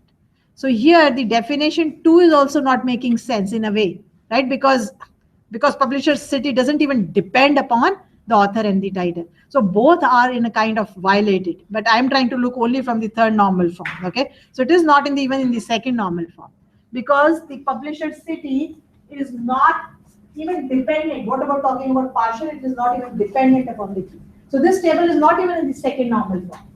Plus the third normal form says it is not in the second normal form. So we shouldn't even be talking about the third normal form. But I want to bring your attention to this. The publisher city is only dependent upon publisher ID. So if I take the publisher city out of this table, it's already in the second normal. And it actually also becomes in the third normal form. It will. So here, publisher city is dependent upon publisher ID. In the previous example, remember the key was toy ID and store ID. It was a combination. Here, the pub ID is not a key at all. Here, what I'm trying to bring to your attention is city depends upon ID and ID depends upon the key. This is the relation I'm trying to bring up. So, I mean, if you kind of think about it, if you kind of look at the definition of the second normal form, it's not even in the second normal form because it's not dependent upon the key at all, not even partially. But it is a little different from the example we did because store address depended upon store ID, but store ID was a part of the key, right? So that was a little different. I mean, in the comments, it should be directly dependent on the primary key. Yes. For the third node. F and F. It should be a table is in this if it and every non-key is directly dependent upon the primary key. So is your pub ID directly dependent upon the primary key? Pub ID is yes. What about pub city? Not. So it's not in the third normal form. Right. So in other words, it's not. Every field must be directly dependent upon the primary key, and you can add. Not. I mean, I can't say indirectly, or I could change this. I could say every should not be not indirectly dependent. But it will also be partially. We are not even talking about partial here. It's not even dependent upon the primary key. It's dependent on another field that is dependent upon the primary key. The partial dependency is second normal form. The non-transitively is the third normal form. Right? So in a way you can say, oh, it's not even dependent. So it's not even in the second normal form. It's not because it's not even partially dependent. Talking about dependency at all, it's not even dependent at all. So in that way, you will say if it is not dependent at all, does it even violate second normal form? In a way, yes, it does violate the second normal form. It does. But what I'm trying to bring the attention in this example, this is the best I could find, is that publisher city depends upon ID and ID depends upon the primary key. So I'm trying to show an indirect relationship in it, right? So it does depend upon a field that depends upon the primary key. It's a little different from the second normal. Table we did last time, in the last example. So So that was in third normal form. That was in third. Now let's look at it. The store address was dependent on Was a non-key field, yes. but Store it- address was a non-key field. Yeah. It was dependent on store ID. but store ID was a part of the primary. It was not a non-transitive relation. That was a partial dependence relation. That's why I was asking, like, it can also be dependent on a partial primary key, directly dependent to a partial primary key. Or No, then it won't even be a second normal form. We won't, I mean, how will it reach the third normal form if it is not in the second normal form? Because it says it should be in the second normal form to come to this third normal form. So that condition where the partial thing is coming, it is already violated. So it's not even in the second. Once you make it in the second, then talk about the third. Because in the definition, we should write whole primary key. On the whole primary key, yes. Something like that, which will make it a little more clear, right? So let's say a table is if it is an every non-key array is non-transitive dependent on the whole primary key. Yep, that will make it more clear now. Yep, so now, but you see, this takes care of it. If it is in the second normal form, takes care of it. It does. So the whole is not so important. So yes, in your case, in that table, it was not in the second normal form because it was dependent on part of it. But here, it's a different concept, right? It's a different definition. We are not talking about partial or whatever we are. I mean, it won't even come to the third normal form if it is already not in the second normal. The third normal form talks about non-transitive relations. It doesn't talk about partial or anything. It's already taken care of that. And can you give an example of a table which is in second normal form but not in third? But not in the third normal form. This table is not even in the second normal form, right? Kind of, if you kind of think of it. Yeah. That will Make it better. Actually, I had when it was just so complicated that I stuck to this small one. And I kind of already changed it, so I don't have the original one. You know what I'll do? I'll create the original one back. I must have it somewhere. I deleted it. Didn't save it. So I had a table which was in the second normal form but not in third, but I converted all into third and I don't have the original. But I'll get it for you. It should be somewhere. So I'll give you an example of something that is in the second but not in the third. I have it. My silliness, like I forget to save as sometimes and I make a mess. But anyway, I'll get it for you. Don't worry. I have it. I've done it. So I'll just have to go back. I'll do it for you.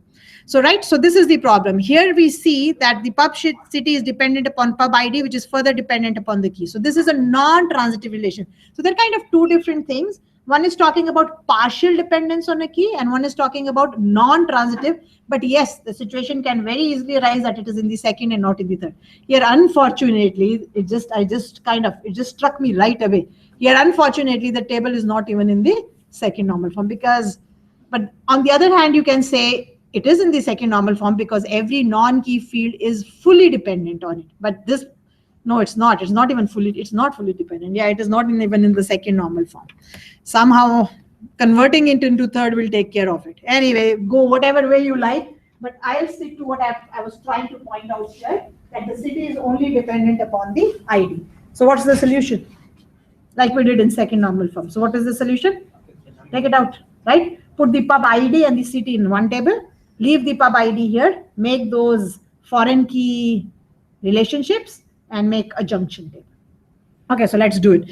Let me try to save it as first. Let me do a save as. So this table that came was already, I messed it up. I've already messed it up. Anyway, I'll revert it back. I will find it somewhere in my old. There. Okay, so let's put it in the third normal form. So now all tables will be in third normal form. So this that is in second normal form is not entirely correct, actually. Okay. Trying to save time here, and anyway, we'll remove this. And because we are going to change it, right? And just so that we have it logically named correctly. Not logically, it's still a syntax, but okay, there. Okay, so I have a table books and we'll put what we need afterwards. Okay, so what will I do? I'll break it up. We'll take out the pub city from there and put it here. So let's drop the table if it exists. I don't know, publisher maybe you want to call it, ABL publishers, which can have much more information now. You can have the publisher address, you can have the publisher name. I just didn't choose to. I was trying to keep it simple, and this is what happens when you keep it simple. Okay, so create table publisher. Okay, now create it. All we need here is a pub ID and a pub city.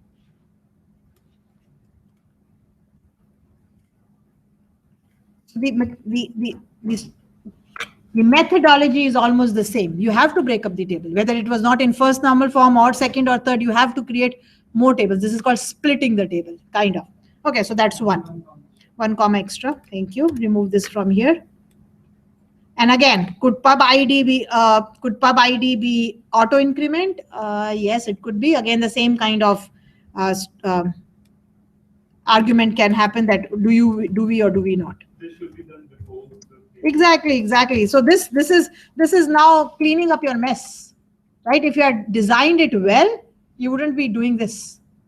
That creating the DBA publisher, that should be done before the DBA. Oh yes, it will be. You're right, because pub ID will become a foreign key. You're right. Not even here. This is not the right place. The right place is even before that. You're right. Thank you. Here, because this pub ID is now going to do what? Is now going to refer to that. So create another constraint. Call it whatever you like. If you are just creating our first one, we can call it C1PK or C1FK. Okay, what does it do? It is, I don't know, what was I doing? I was just following it with this. Okay, it's a foreign key. It's a foreign key, and the name of the foreign key is pub ID. Again, I'm stressing, guys, though all my tables have the same name, the field of the foreign key is the same as the name of the primary key. It is not a rule at all. And don't get confused if you don't see the similarity, right? It's not a rule. The rule is this. The rule says this is a foreign key and it is referencing. It references from the table publisher. From this table, it references the pub ID. This is the rule. So what you call it is not important, right? I mean, I can try to give it names which make sense, but you could have called it publisher ID, the whole word publisher ID. But the rule, this is the rule which is kind of keeping it going. So I've removed the city. I've removed the city. And primary key remains the same. Now let's look at this table. Is it in the first normal form? Yes. Second normal form? Yes. Right? And the third normal form? Yes. There is no non-key field which is indirectly dependent upon the primary key field. So publisher ID, for your information, is fully dependent. If you work in the library or you know a little bit, I did a library management system long back, like years back. That's why I know. Yes. For non-key, we do not consider foreign key. No, publisher ID is a non-key. It doesn't take part in the primary key. Remember in the definition, therefore I've added it. Not takes part in the primary key. So any non-key, non-primary key attribute, let's call it non-primary key field. Okay. Because if we do not have this constraint, we can put a value in this table. We can put a value in this table that doesn't even exist. That publisher doesn't even exist. If the publisher doesn't exist, how can you say that this book and title was published by this person, by this publisher? Right? So this rule, if this rule doesn't happen, it's like this. If you're not a student of the college, if you're not registered in the college, how can you be a student in my class? Right? Same concept. So if this publisher doesn't even exist, if this publisher doesn't even exist,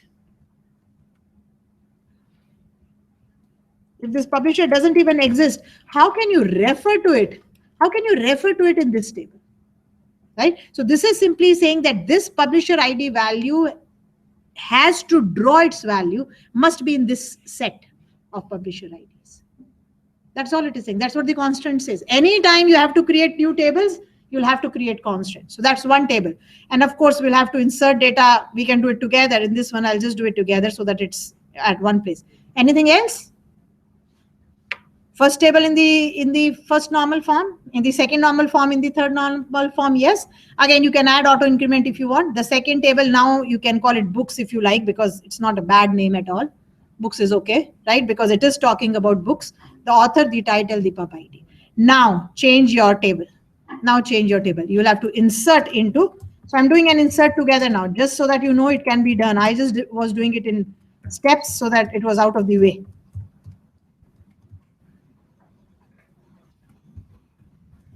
Okay, so what do we need? See here, we don't have a 4. We have a 1, we have a 2, we have a 3, and a 5. Yes. Alternate Yeah, but we are not going there, Pritinder. We are not going there. We are just kind of saying names are okay, addresses are okay. We are kind of assuming it, right? If you don't need to, you don't have to. Author names, if you don't need to, you don't have to. Remember, it makes me safe.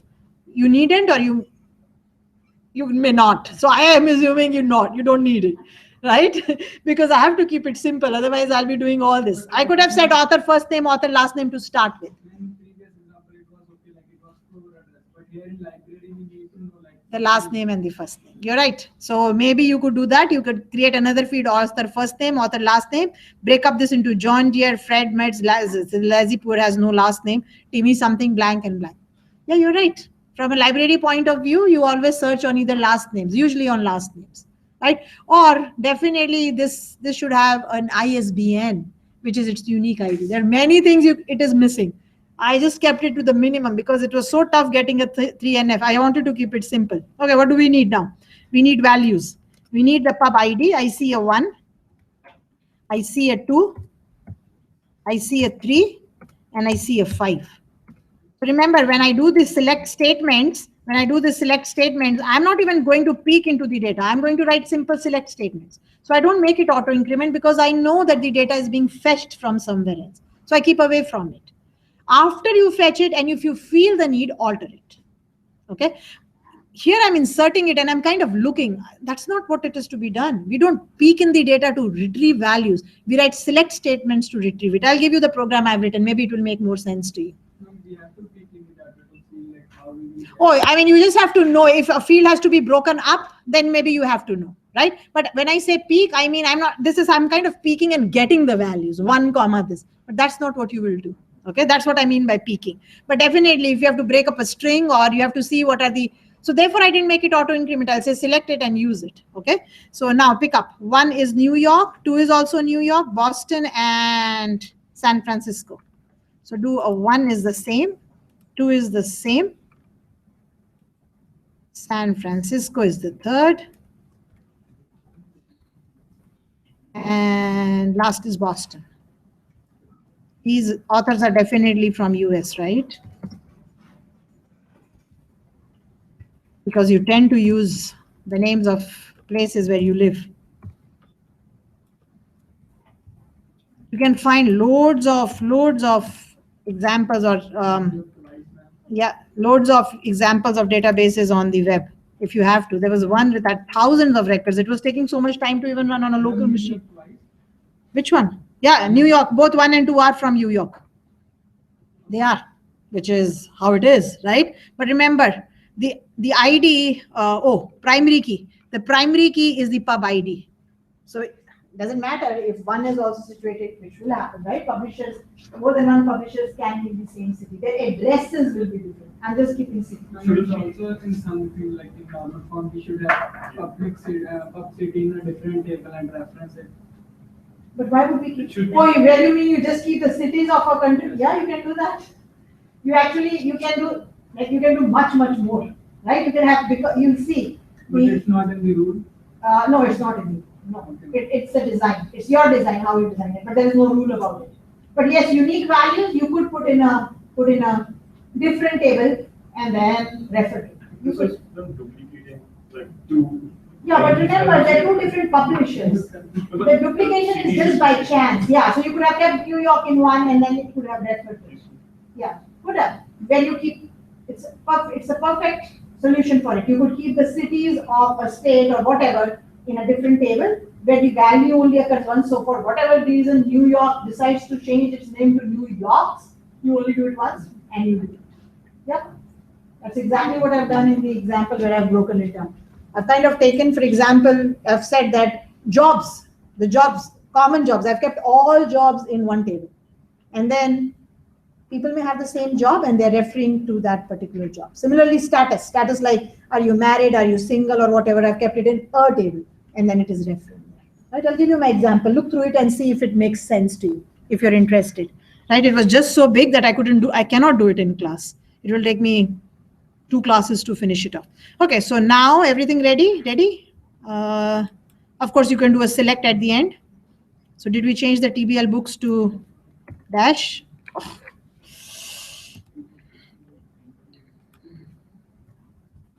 And of course, you can do a describe of your, They have to delete like TBL books. no, I kept the same name. Oh yes, from here, yes, you're right. I'll just go this. Okay, delete, backspace, backspace. Oops, one more. It doesn't come with a double word. Of course it won't, because it's a double word.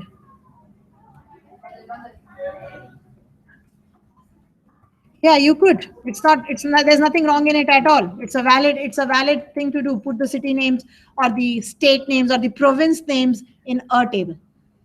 It can go to any level, right? Designing is, I told you, designing is a different profession. Like it's a different course of study altogether. How do you design your tables is a big issue. When you design them, only then should you be talking about implementing them. So there are two different jobs. Database designer and database programmer are two different jobs. Of course, they can be combined, but as per se, I'm saying that they're two different fields. Anything else that is missing? So let's take this. We have table books and we have table publisher. Okay, so let's describe the table publisher.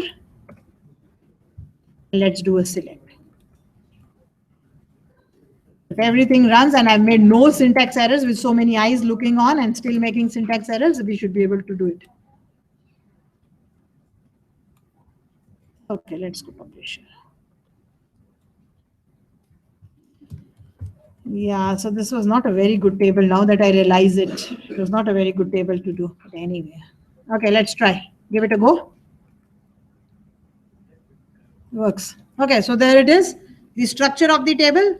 Author is, so notice how it says PRI in front of both of them. It doesn't mean it has two primary keys. It means the combination is the primary key. A table cannot have more than one primary key.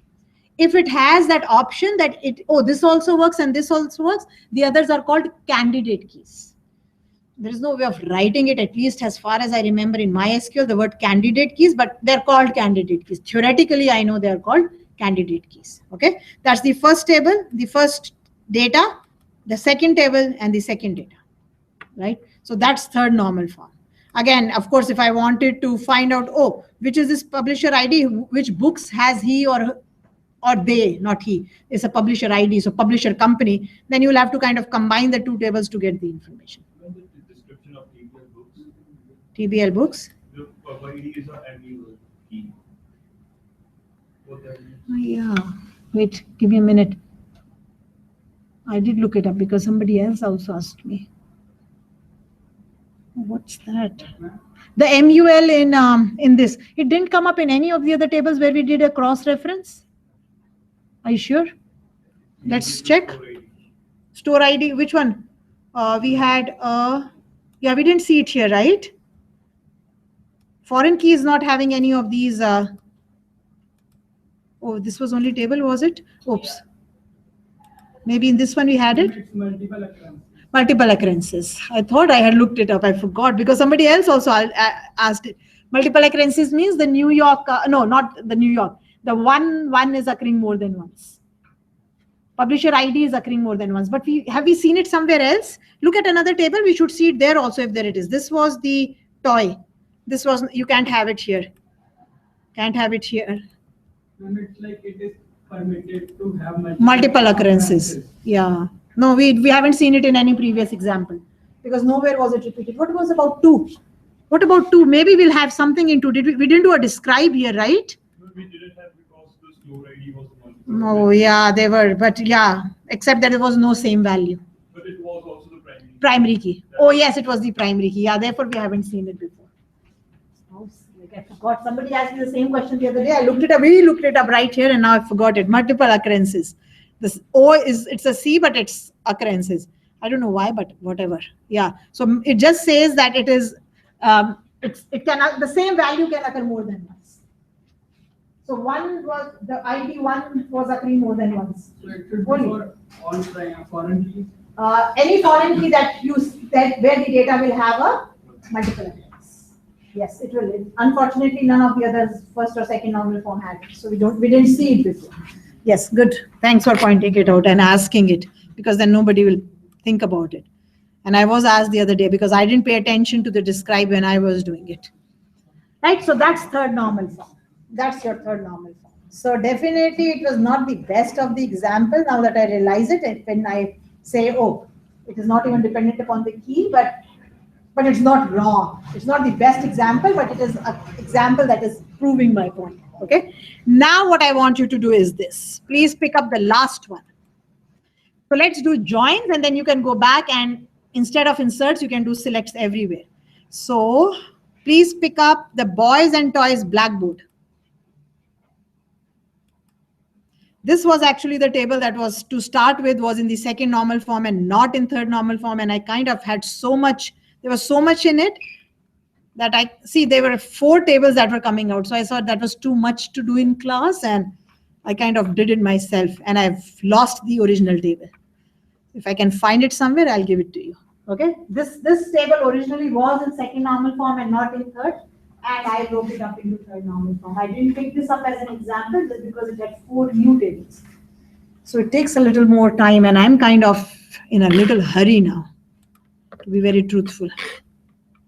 Okay, so now we are going to learn some joins. Their names, inner join, outer join, natural join, equijoin, their names, and then once you have it, then we'll kind of stop calling, we'll just call them joins. But definitely there are 2 kinds of joins, an inner join and an outer join, right? The inner join has flavors. Flavors means it could be an equi, a non-equi, and the outer join has 2, left and right, work the same way. I don't know why they created 2, it's just the position of the tables are different. Left and right, 2 hands, the same position. So I'll show you one example of each.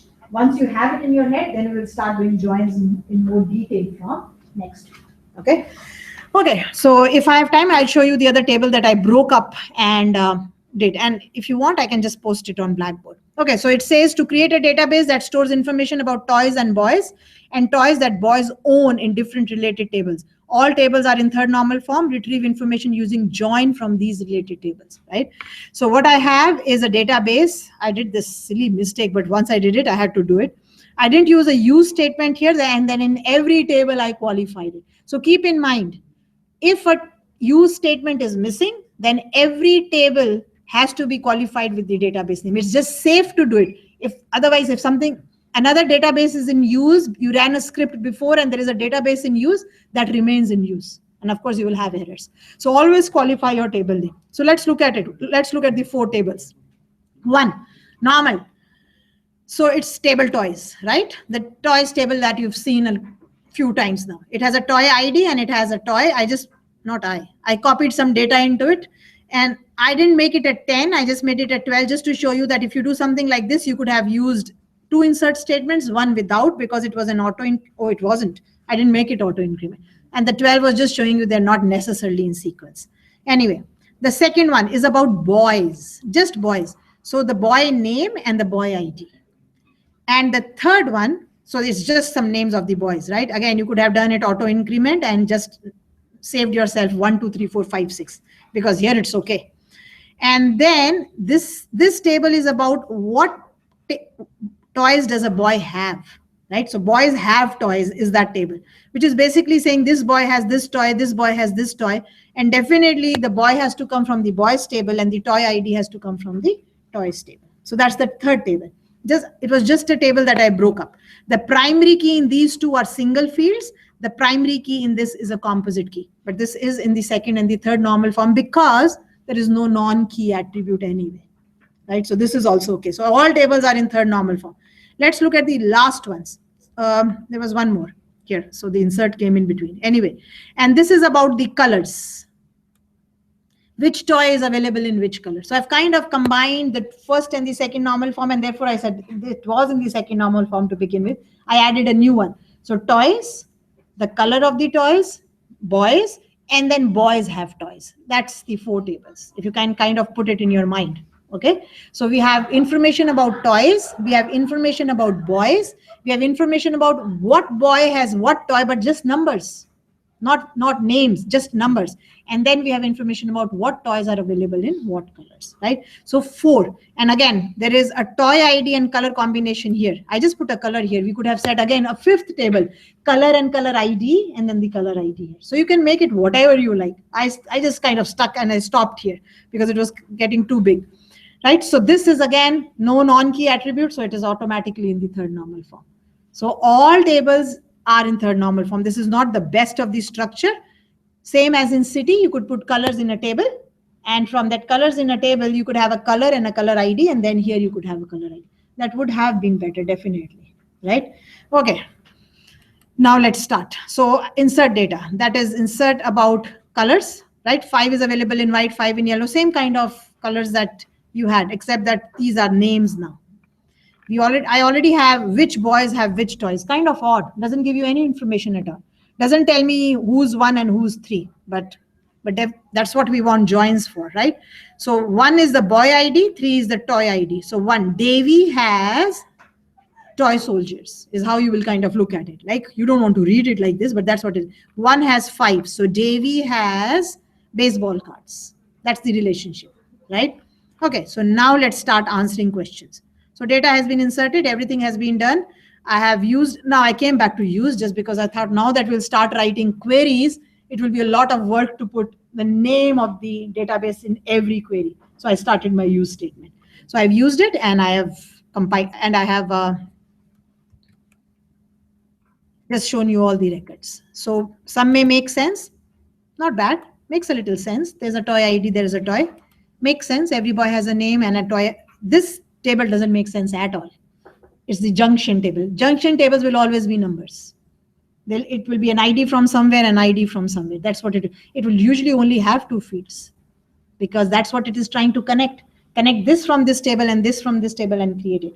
I'll start showing you ED diagrams also, right? These diagrams will kind of create, you can use, I forget what I was, Visio, I think, from the Microsoft. You can use it and you can start creating ED diagrams, entity relationships, ERD diagrams, entity relationship diagram. Makes it a little easy to understand, right? Though you can do a little cheating and create it here also. So the rule is, not the rule, the correct way of doing it is first drawing the ERDs and then creating the tables.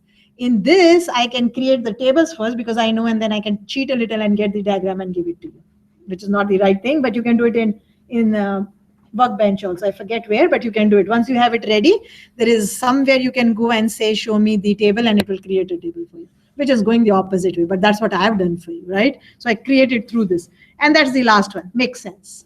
It's just colors. Okay, so let's now start. Look at the 10, 11. I just have half hour or something. Let's start. First one, the easiest one, not a very useful one, but it is called a cross join.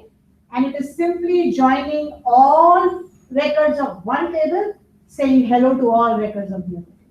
Just a join, like a multiplication, like a matrix multiplication. Everything goes with everything, right? That's what it is. Okay, so let's see. What is the syntax of it? I think it is called cross join. I'll have to look because I don't use it a lot.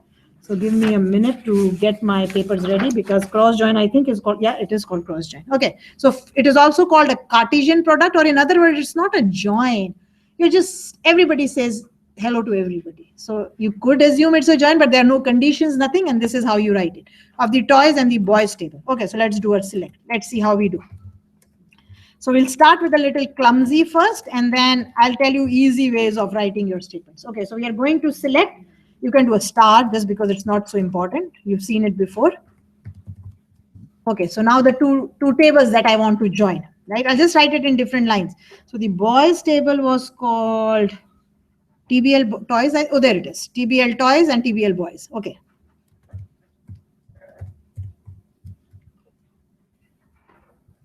You don't have to write them in different lines at all.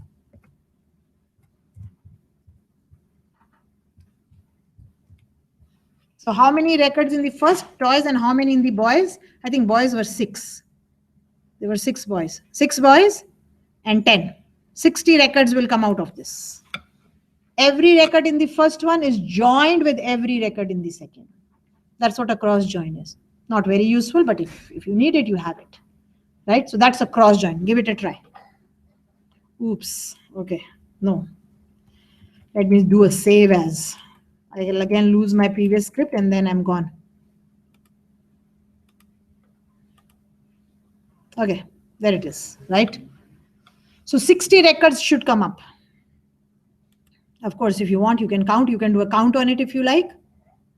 Does it, or I think it should show somewhere that there are 60 records. Does it say somewhere the count?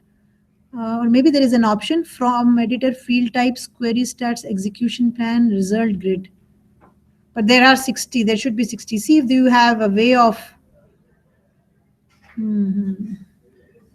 I thought if there was something which could count and tell me, because sometimes you can see how many records. Where can you see it? But there have to be. Kind of look at it. This is how it works. So the first toy is combined with all the 6 boys. So that tells you that this is what is being done. So the first record from the toys table, just because I have toys first and boys afterwards, that's what it is doing. Picks up the first record of the toys and it says hello to all records in the boys. In the output. Oh, somewhere here. 60 rows with that. Oh yeah, at the end it will say 60. I thought somewhere it should be that information somewhere. 60 rows are written, right? We've seen it so many times, how many rows it is doing. And I'm forgetting where it is. Thanks, Pritinder, right? So that's 60. Okay, and then second record is picked up from the toys table and it's just coming in this sequence because of my statement. If you do boys and cross-join toys, the boy first record will be picked up and will say hello to all toys. I mean, the result is the same, the sequence is different. This is what a cross-join is. Every record says hello to every record. If you don't want to see all the fields, all you do is change your field list here. If you want to give it a different name, toy ID, you want to call it toy ID, whatever, boy named, whatever you want to call it, you can do it that way. You want to remove this duplicate, no, there is no duplicate. If you have duplicate columns, you can remove them. The star is just what it is. Okay, let's go to the other one. To find out what toys does each boy have, we'll talk about equi-join in a minute. Let me tell you what they are. I'm just going to do a few ways of doing it. Oh, can do that. First way. Okay, let's see. First, let's get the solution and then I'll write it down. How do I find out all the toys? I'm not saying toy ID. All the toys, the name of the toys. So if you want to say, you can say what toy names, right? So a boy could have a toy, so I said S, or a boy could have no toy at all. But I only want information about each boy and the toys he has. Which tables are involved? Okay, one toys because the name is coming from there. One boys because the name is coming of the boy from there. And the junction table that tells me this boy has this toy. Boys and toys.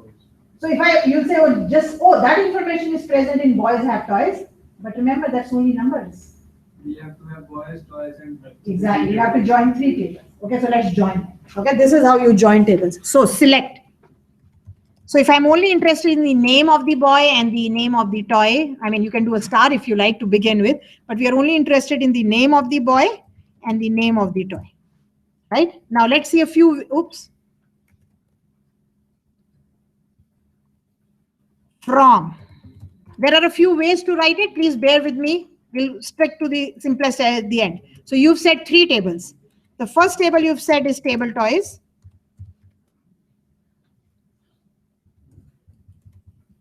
Join it with, right? You say inner join. Join it with table boys. The sequence is not important. How you join them is not important. The condition is important, okay? And then join it with the third table, which was called boys have toys. Thank you. Oh, there. We've joined it. And you say it's done. But how do you join? If I don't do anything, you're just saying take everything from here, say hello to everybody here, say hello to everybody here. That's not it. On what conditions must it be joined? What is the condition? Yeah, but what is the, so if I have 2 tables that I need to join. Okay, let's try. Let me do it. I remember to get a pen today. Now I have a pen here also. Anyway, so you have a boy called from the boys table 1, 2, 3, 4, 5, 6, and some names A, B, C, D, E, F. Sorry for those boys names, boys, but that's what it is, right? And then I'll just do 2 tables and we'll see. And then the toy, the boys have toys. This boy has this toy. This boy has this toy. This boy has this toy. This boy again has this toy. So that's it. So if I'm combining this table with this table to find out which toy does A have, I have to take the ID of A here and combine it with this. Are you equal? Oh, yes, this A has the toy 1. So on the other hand, there is a toy table. So the toys have 1, 2, 3. We'll stick with 3, and we'll just say T1, T2, and T3. So these are the 3 tables you're trying to combine. So what should you do? Okay, so pick up A. ID is 1. Go to this table. Do you have an ID 1 for the boy? Yes, I have it. Okay, so this person has a toy. What is the toy it has? 1. What is its name? T1. So what are you doing? You're saying this value here should be equal to this value here, and this value here should be equal to this value here. That's how you get it. That's your condition. Again, look for another. This value here should be equal to this value here. It's the same boy I'm talking about. And his toy ID here should be equal to this toy ID. Right? So those are your conditions. Yes. Yes, that's all it is doing. But you have to do it. How else will we get it? Right? If I only give you the middle table, will it make any sense? No. Okay, so let's do it. Now you can use the logic, not logically, syntactically, on is what is used when you use the word inner join. But to make your life easy, you can also use where. We'll stick to on just because it's the syntax. Okay, so here are your conditions. So same like where. Okay, so what are your conditions? The toy ID of the one table is equal to toy ID of another, the boy ID of one. But you have to say which tables because their names are same. So here, maybe giving them different names would have been better, but names are same, no big deal. Just start calling them what they are. So the TBL toys dot toy ID, right, is equal to TBL toys have boys toy ID. And the TBL boys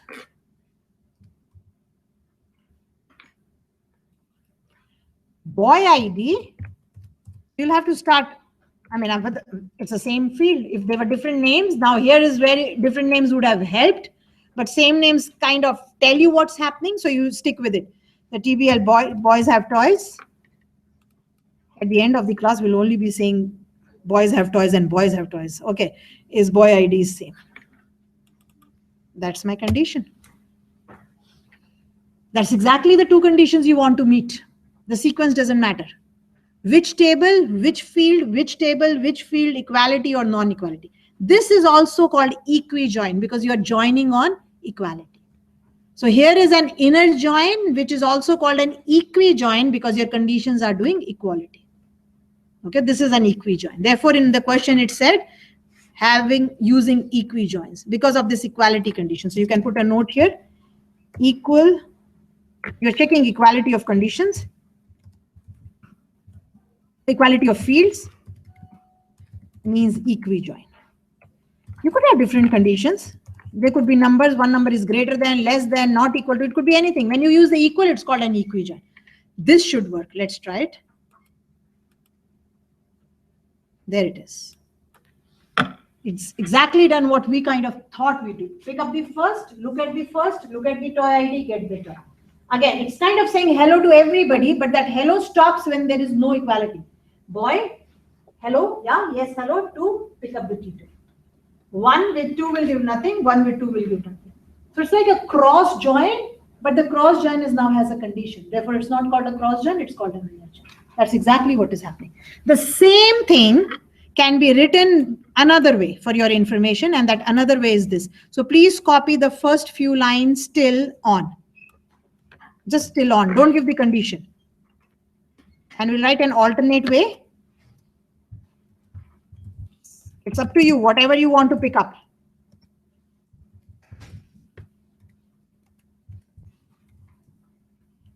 It's called natural join. Fields have to have the same name.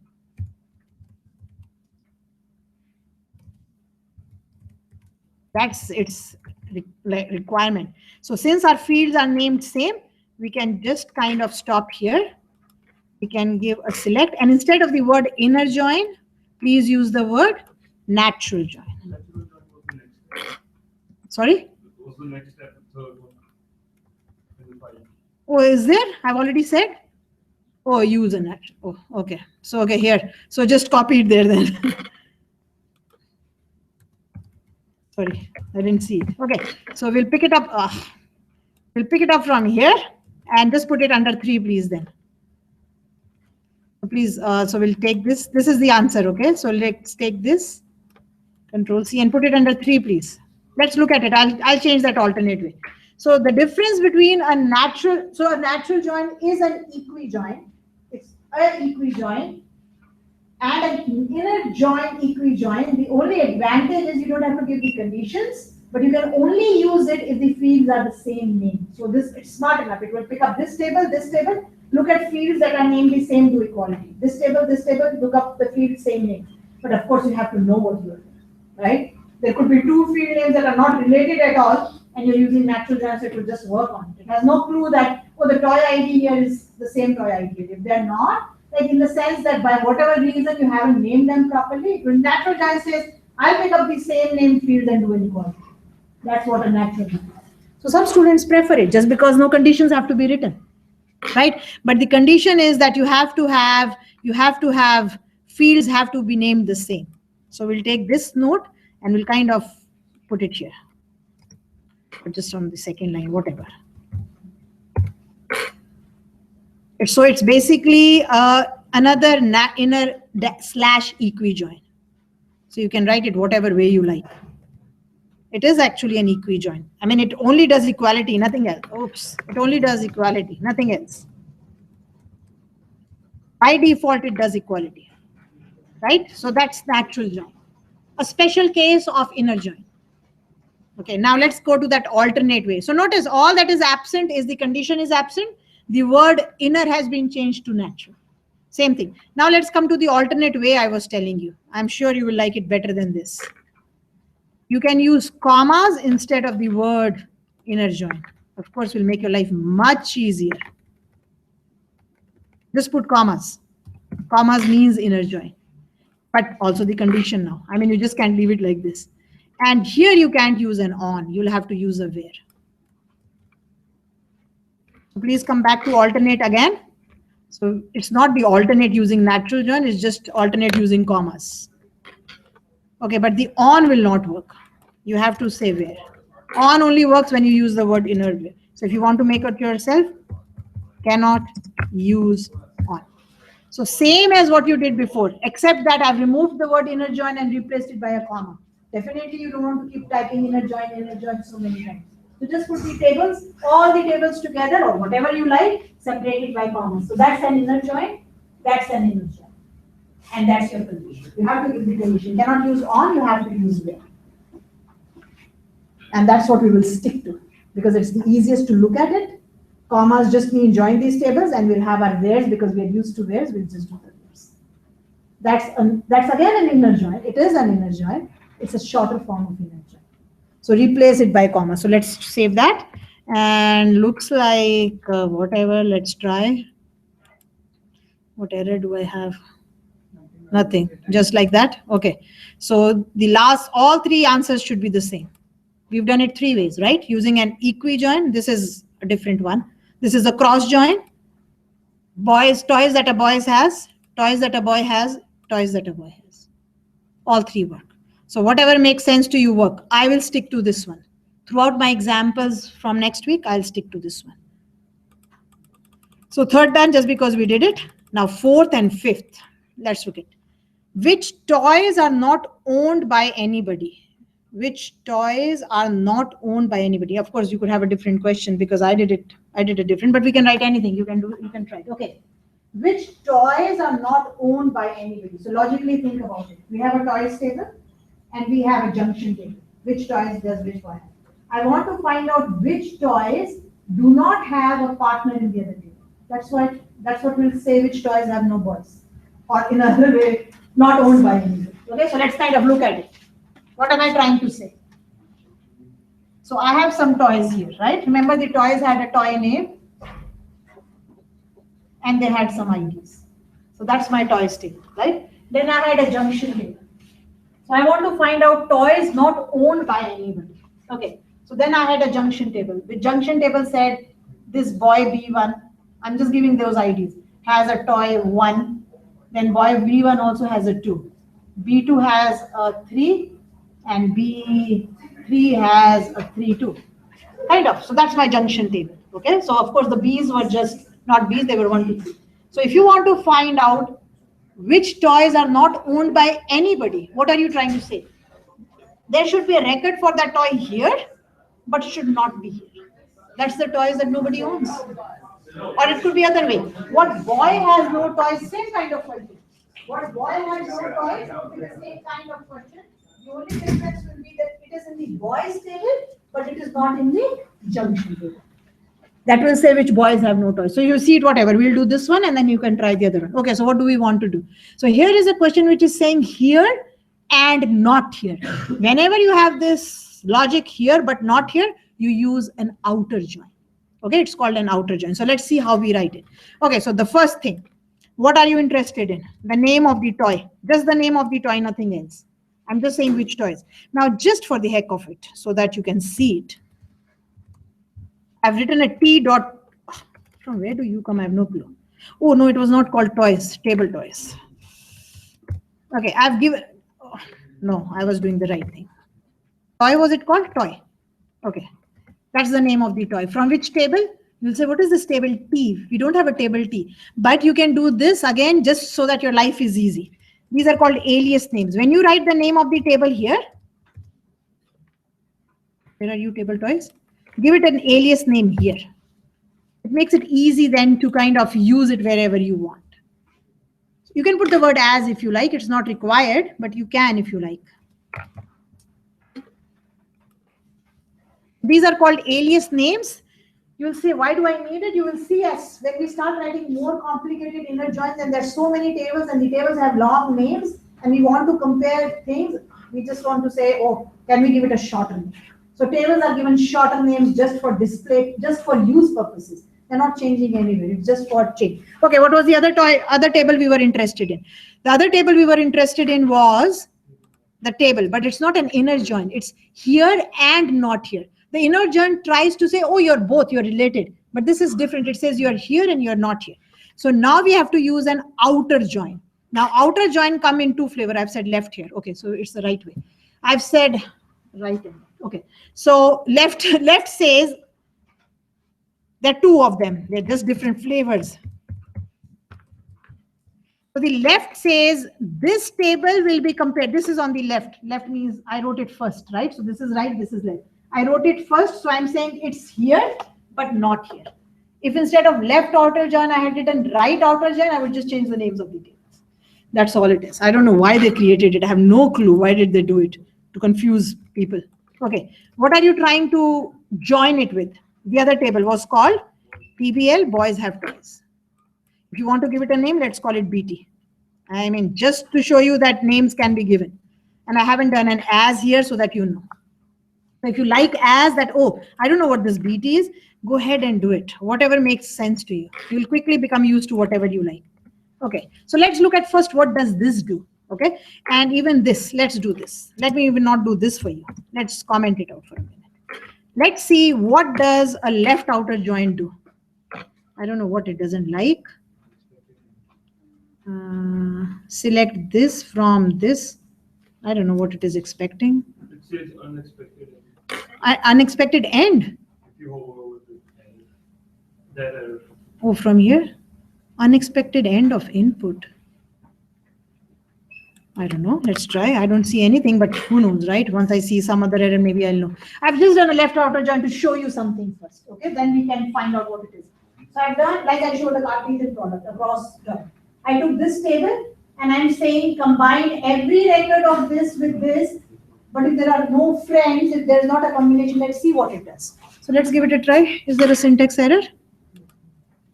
What is it saying? It is on keyword. Oh, thank you. No, but I don't. Oh, right. It's not a cross join. It is not a cross join. You have to give your condition. Okay, so what are you combining on? ID. Okay, so this is how I can use the T now. Okay, T dot toy ID is equal to BT dot toy ID. This is how the short names help. You don't have to do them. You don't have to do them, but this just make it a little easy. Of course, the condition was missing, and I'm writing that join. It's not a cross join. Only cross join may not have a condition, or natural join may not have a condition. All other joins need condition.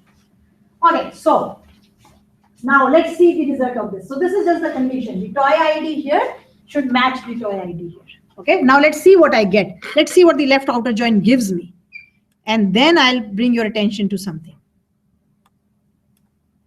Notice something. 1 was combined, the toy 1 was combined with 1, 2 was combined with 2. Wherever you have another 1, like it's kind of combined the two tables on 1, 1, 2, 2, 2, 2, 3, 3, 4, 4, 5, 5, and 5, 5. Did 6 have any sibling in the other table? No. The toy 6 did not have any partner here. There was no boy who had the toy 6, whatever it was. So what do you see in its 2 fields? None. It couldn't find a partner, but you told it to join, so it joined. But what happens in the other fields? They are none. So now if I want to pick up only these records that do not have a partner, what can I say? Toy ID is null, or boy ID is null, whatever field, every field will be null. Pick up whatever field and say if it is null. Does it make sense? So let's try it step at a time. So now you've seen the result of left outer join. So it does join, but where it doesn't find a partner, what does it join with? Nulls. Okay. So if you want to leave it there, it's up to you, and then we'll repeat it. So let's, if you want to do one step at a time. Okay, now we know what happened. So let's pick it up. So if I was only interested in toy, I'll remove the step. Okay. The star, sorry. Okay, so let's write it. Next step. So let's put it here. Okay, so now instead of star, let's just say we'll pick up the T toy. We are only interested in toy name. From this table, this table, this table, this table. But where now? Pick up only those records where this field, whatever field you want to use, doesn't matter. You can pick up any field where the boy ID is null or where the toy ID is null. Okay, so let's add that. So on is the condition of the join, and where is what records are you interested in? Okay, yes, Pritinder.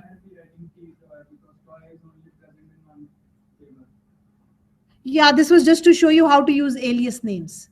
If you don't want to write it, it will still work without it, of course.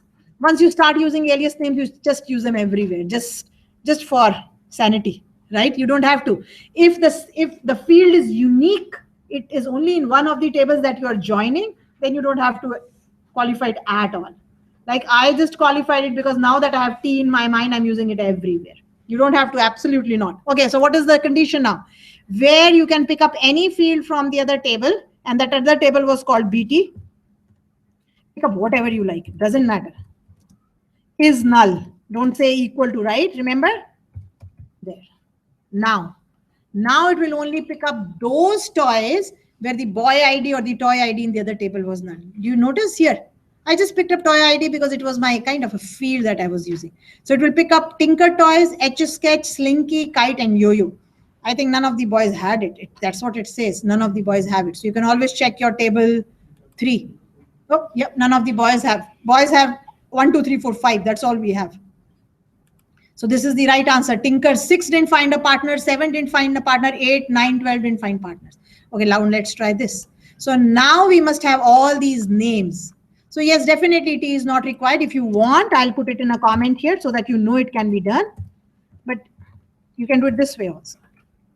It's just me, okay? Okay, let's save it and let's run it. So all these Tinker Toys here. So 6, 7, 8, 9, and 12. This is left outer join. So whenever the question is not, you're kind of thinking, oh, we need an outer join. The difference between an outer join, a right and a left is simply this. It's really just this. Pick up this that you wrote already. The last one, because we already know the steps. And put it. It just says right outer join, okay? And put it here. And all you do is this. Change the left word to right. And bring this table here. So you're now basically saying the right table has to be picked up and compared with the table on the left. That's the difference. So right outer join says this is my main table. I'm trying to look for records here who are not here. So right and left are only different in their positions. That's all it is. So when you use left outer join, the left table is your prime table. When you use right outer join, your right table is your prime table. That's the only difference. I have no clue why they created two.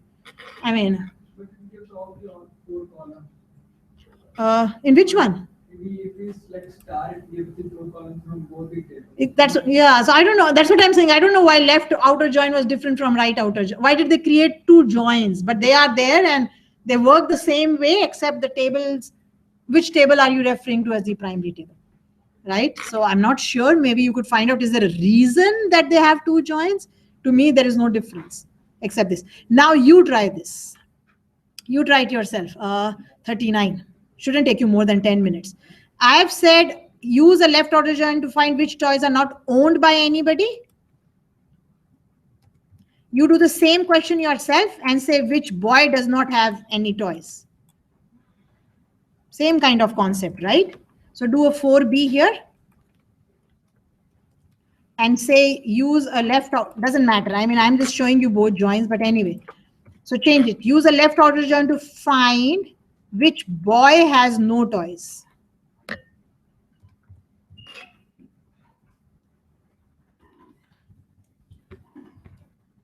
There, try. Not a big deal at all, right? It's not a big deal. So to find which boy has no toys. So we have a boy table and we have a junction table. So you have to do the boy's name from the boy table and combine these two tables. So if you kind of think it's just this thing, you just have to be careful. Which two tables am I interested in? Left will always work with two. Then if you have to do a third, then the result with the third, whatever, right? So this table is not the boy's toys table now. This is the boy's table. This is not the name of the toy. This is the name of the boy. You can call it T still, except that it looks a little odd. So I'll call it B. And then we'll have to say the B's boy ID is same as BT's boy ID. Now you're combining on boys. And okay, now what? The second table's, yep, that's okay. You can use any field. BT still has toy ID. So select the boy's name from the table boys. Make a left outer join with the boys have toys. So all boys will be combined with this table. Any boy that is here will say hello, and any boy who doesn't have a record here will have null in front of it. And that null is whatever it is. So now will be a list of boys that don't have any toys. So, where? Shouldn't be equal. No, we are still combining the two tables on equality, right? So same thing. You had B's here, now you have B1s here. We want the records with IDs are not present in the junction. Use a left outer join to find which boy has no toys. So you have a boys table and you have a boys has toys table. I want to find out which of these boys has no table. So when you combine, when you are joining the two tables, you're joining one B boy ID, boy ID, boy ID. So this condition cannot change, right? The boy ID has to be same in both the tables. Right? And then pick up only those records where the second table fields are null. Same thing, same concept, absolutely the same concept, but the different tables, right? So try it. So second last table. These boys have no toys. Oh, empty table. Oh, let's do a star. I think I'm right. Boy name from boys, left outer join BT, join them on boy ID. Yeah, that's strange. Give me a minute. Let's do a star. I want to see what's not coming. So syntactically it is right, but logically it is wrong. None of the records are coming up. Left outer join TBL boys as B, TBL boys have toys as BT. On, combine on, the boy IDs have to be the same. Because all boys are toys. Oh, they do? Oh, I didn't know that. Do all boys have toys? 1, 2, 3, 4, 5, 6. Oh, that's why. Remove somebody, please. Yeah, we don't have an answer because all boys have toys, guys. Remove an answer. Remove some boy having a toy. Last one? 6. At least we should have one answer, right? Okay, let's remove this. Every boy has a toy. 1, 2, 3, 4, 5, 6. All boys had a toy. Okay, so who was 6 guy? 6 guy number 6. Billy doesn't have a toy now. Okay, so the answer is logically the query was okay. Is there a way to query whether a boy has multiple toys? Okay, let's think about it. Give me 1 minute. Okay, so Billy has no. Oh, so it was right? Okay, give me 1 minute. Let me just complete this so that when I put it on Blackboard, it has the right answer. And where were we? We just wanted the boy, right? The boy's name. Okay, there it is. Okay, now let's look at your query. A list of all toys does a boy have? No. A list of boys that have more than one toy. Yeah, count. We'll use the count function and do it. We've done complex select statements which you missed. Right? So you missed that class. We did a count function. Yes. Right? So Michael's question is he wants to find out the name of all those boys who have more than one toys.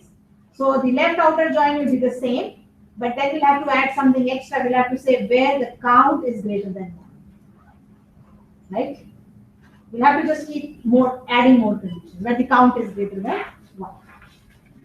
Okay, so that takes kind of care of. So Michael's, your question is not so tough. If you want, we can try it. No, I think so. Yeah, all you have to do is add a condition here. You'll have to say where this, and you'll have to say count is greater than 1. Of course, that only not count, we'll have to kind of make a little more adjustment. But yeah, we'll use the count function to find out all those boys who have more than one. We can do that. Right, so this is an introduction to joins and inner and outer joins both. And naturally, you can forget about it if you don't want to use them, but it's just an inner join with equality conditions. You may not always be using equality conditions, so natural join may not always be helpful. All the best, right? And then the outer join, you just have to remember, is used when here and not here. So if you can keep that in mind, you can do joins. So we'll start doing joins in more detail from next week onwards. I'll stick to the comma syntax. You can choose whatever. So I want to do the comma syntax and I want to write my conditions. With natural join, I cannot do it. I'll put all this back on Blackboard, right? I'll put all this back on Blackboard. And I'll also put, if you like, I'll also create my own, give you that example that I have somewhere. Somewhere I have that contacts example that I did for splitting up. I'll have to look for it, but it should be somewhere. Oh, there it is, I think. Modified. Yeah, here. I'll give you this example also. I think it was running fine, if I'm not mistaken. Yep, yeah. So this is the example that I started with a table that was not in any normal form. And here it will also take care of your status and profession, like city you were talking about. And I kind of split it up into, so this was the data that was given to me. And I started splitting up. I created a profession and then some contacts and so on. But notice how I have to do everything myself, like inserts and selects. So I'm creating inserts to put data into the table, but I'm selecting it from my major table. Are we going to work on this? No, It will be 3 We're going to classes. upload this on Blackboard. I can put this on Blackboard. So you go through it if you like. So it's not how to convert a table into its normal forms in details. The introduction was normalization. Yeah, I can put this on Not be Blackboard. doing this in like real world also because Not necessarily, yeah. Yeah, this was just for my practice. So it's sitting from 213. That means I must have done some time in 213. But I remember it took me 3-4 hours. Yes, sir. remember what is this outer join? Like they are saying when the optimizer evaluates a plan for the join queries with the outer join operation, it takes only consideration on the plan. What only the plans where for each sub operation the outer tables are accessed before. Oh, this is not talking about. Yeah, wait, give me a minute. It's telling you how the engine is working. So if you had an outer join and an inner join, that's what it is talking Yes, about. ma'am. All inner About join left-hand expressions join. from this join, this on Pete are replaced by list T1, T2, P being joined. Thanks, same to you. Being joined as a conjunct to the where condition. Oh, I'll have to read it. This is something to do with the engine. Yeah. Yes, and that's what left join and It's right telling join you means, that- like this table is accessed first. So they are saying like if you want like T1 will be accessed first. If you want to use our T2 row, it will not be like it may lead to very Inefficient execution. So Because- therefore, maybe in that case, right will be better and left will not be better. Therefore, they have left outer join and right Yes. outer join. Okay, So okay, if you want to access T2, if you want to do this one, we should write T2 T2 here, first and T1 T1 here. here, right. So the, So in or our right in case- right outer join, you write the table here. So instead of left, you can say right because you're doing Yes. more work on T2 rather than on T1. So Okay, in our yeah. it doesn't matter. For us, because- it doesn't matter. because we are not doing Yeah, anything. yeah. But So, we but have yeah. to specify.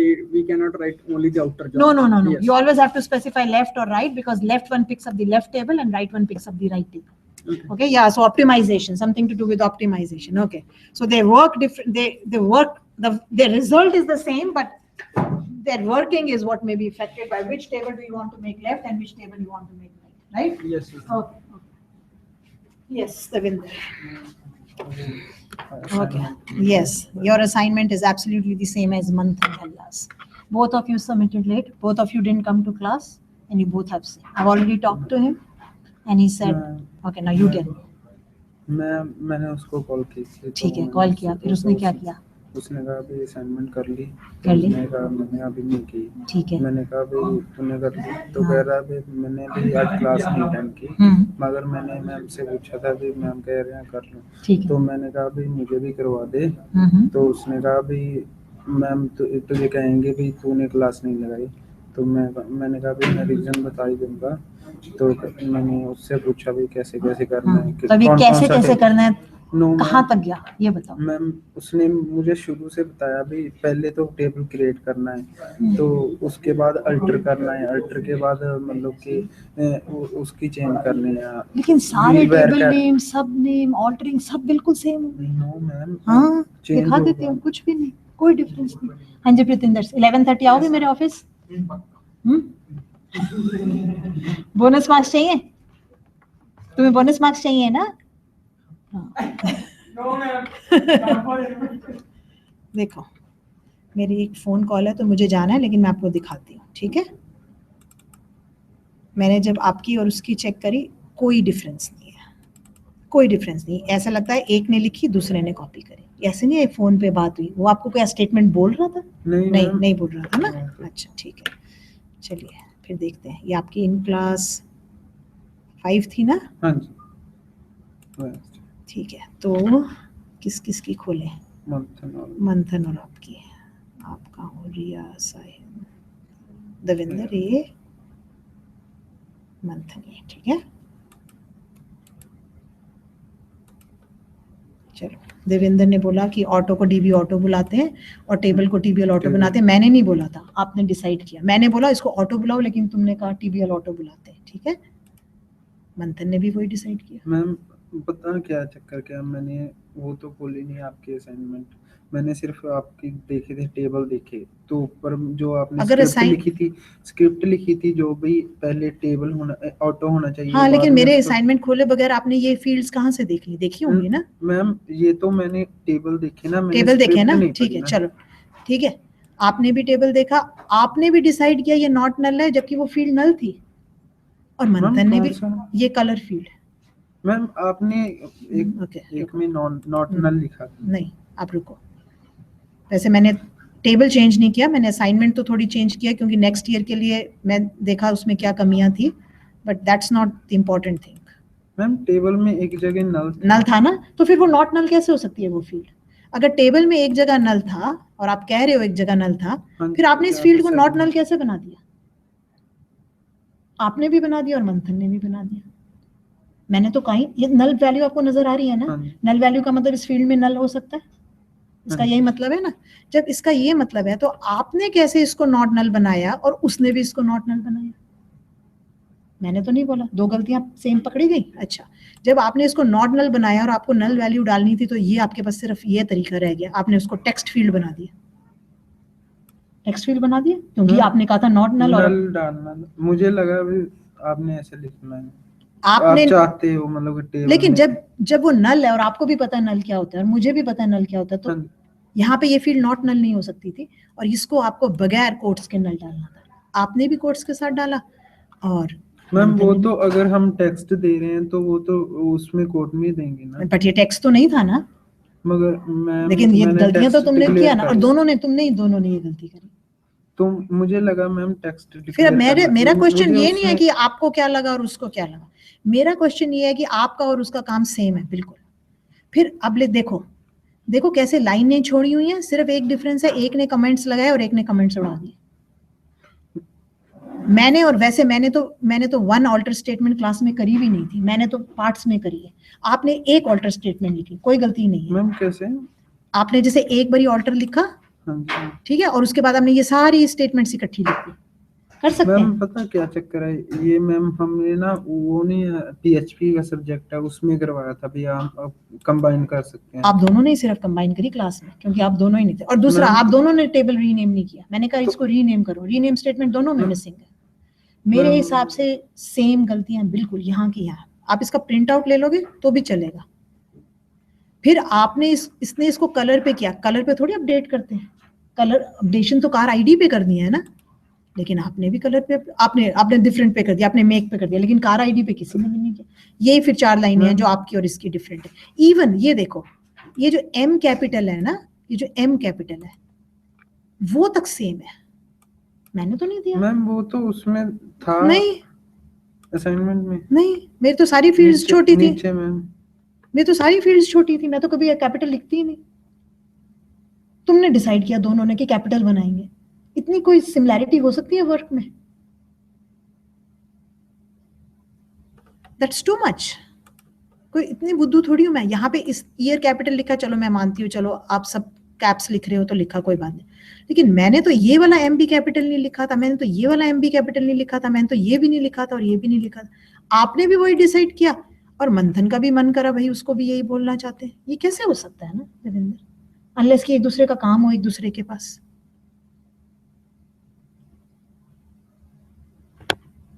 कैसे हो सकता है, मतलब आप मुझे बताओ। और अगर आप कर भी रहे थे इसको एम, तो आपने यहाँ क्यों नहीं किया भाई? और मुझे नहीं पता आपने क्यों इनको कैपिटल किया। अगर आप मेक कैपिटल कर रहे थे तो आपने यहाँ क्यों नहीं किया भाई? और आपने भी नहीं किया और वो भी यही डिसाइड करता है जी मैं भी नहीं करूंगा। देखो, ऐसा कभी हो सकता है कि दो लोगों का काम इतना सिमिलर हो? मैम अगर मैंने उससे मतलब कि हेल्प फोन पे ली थी, लेकिन ये हेल्प कितनी हेल्प होगी, मुझे ये उस नहीं दिन- समझ आ रही।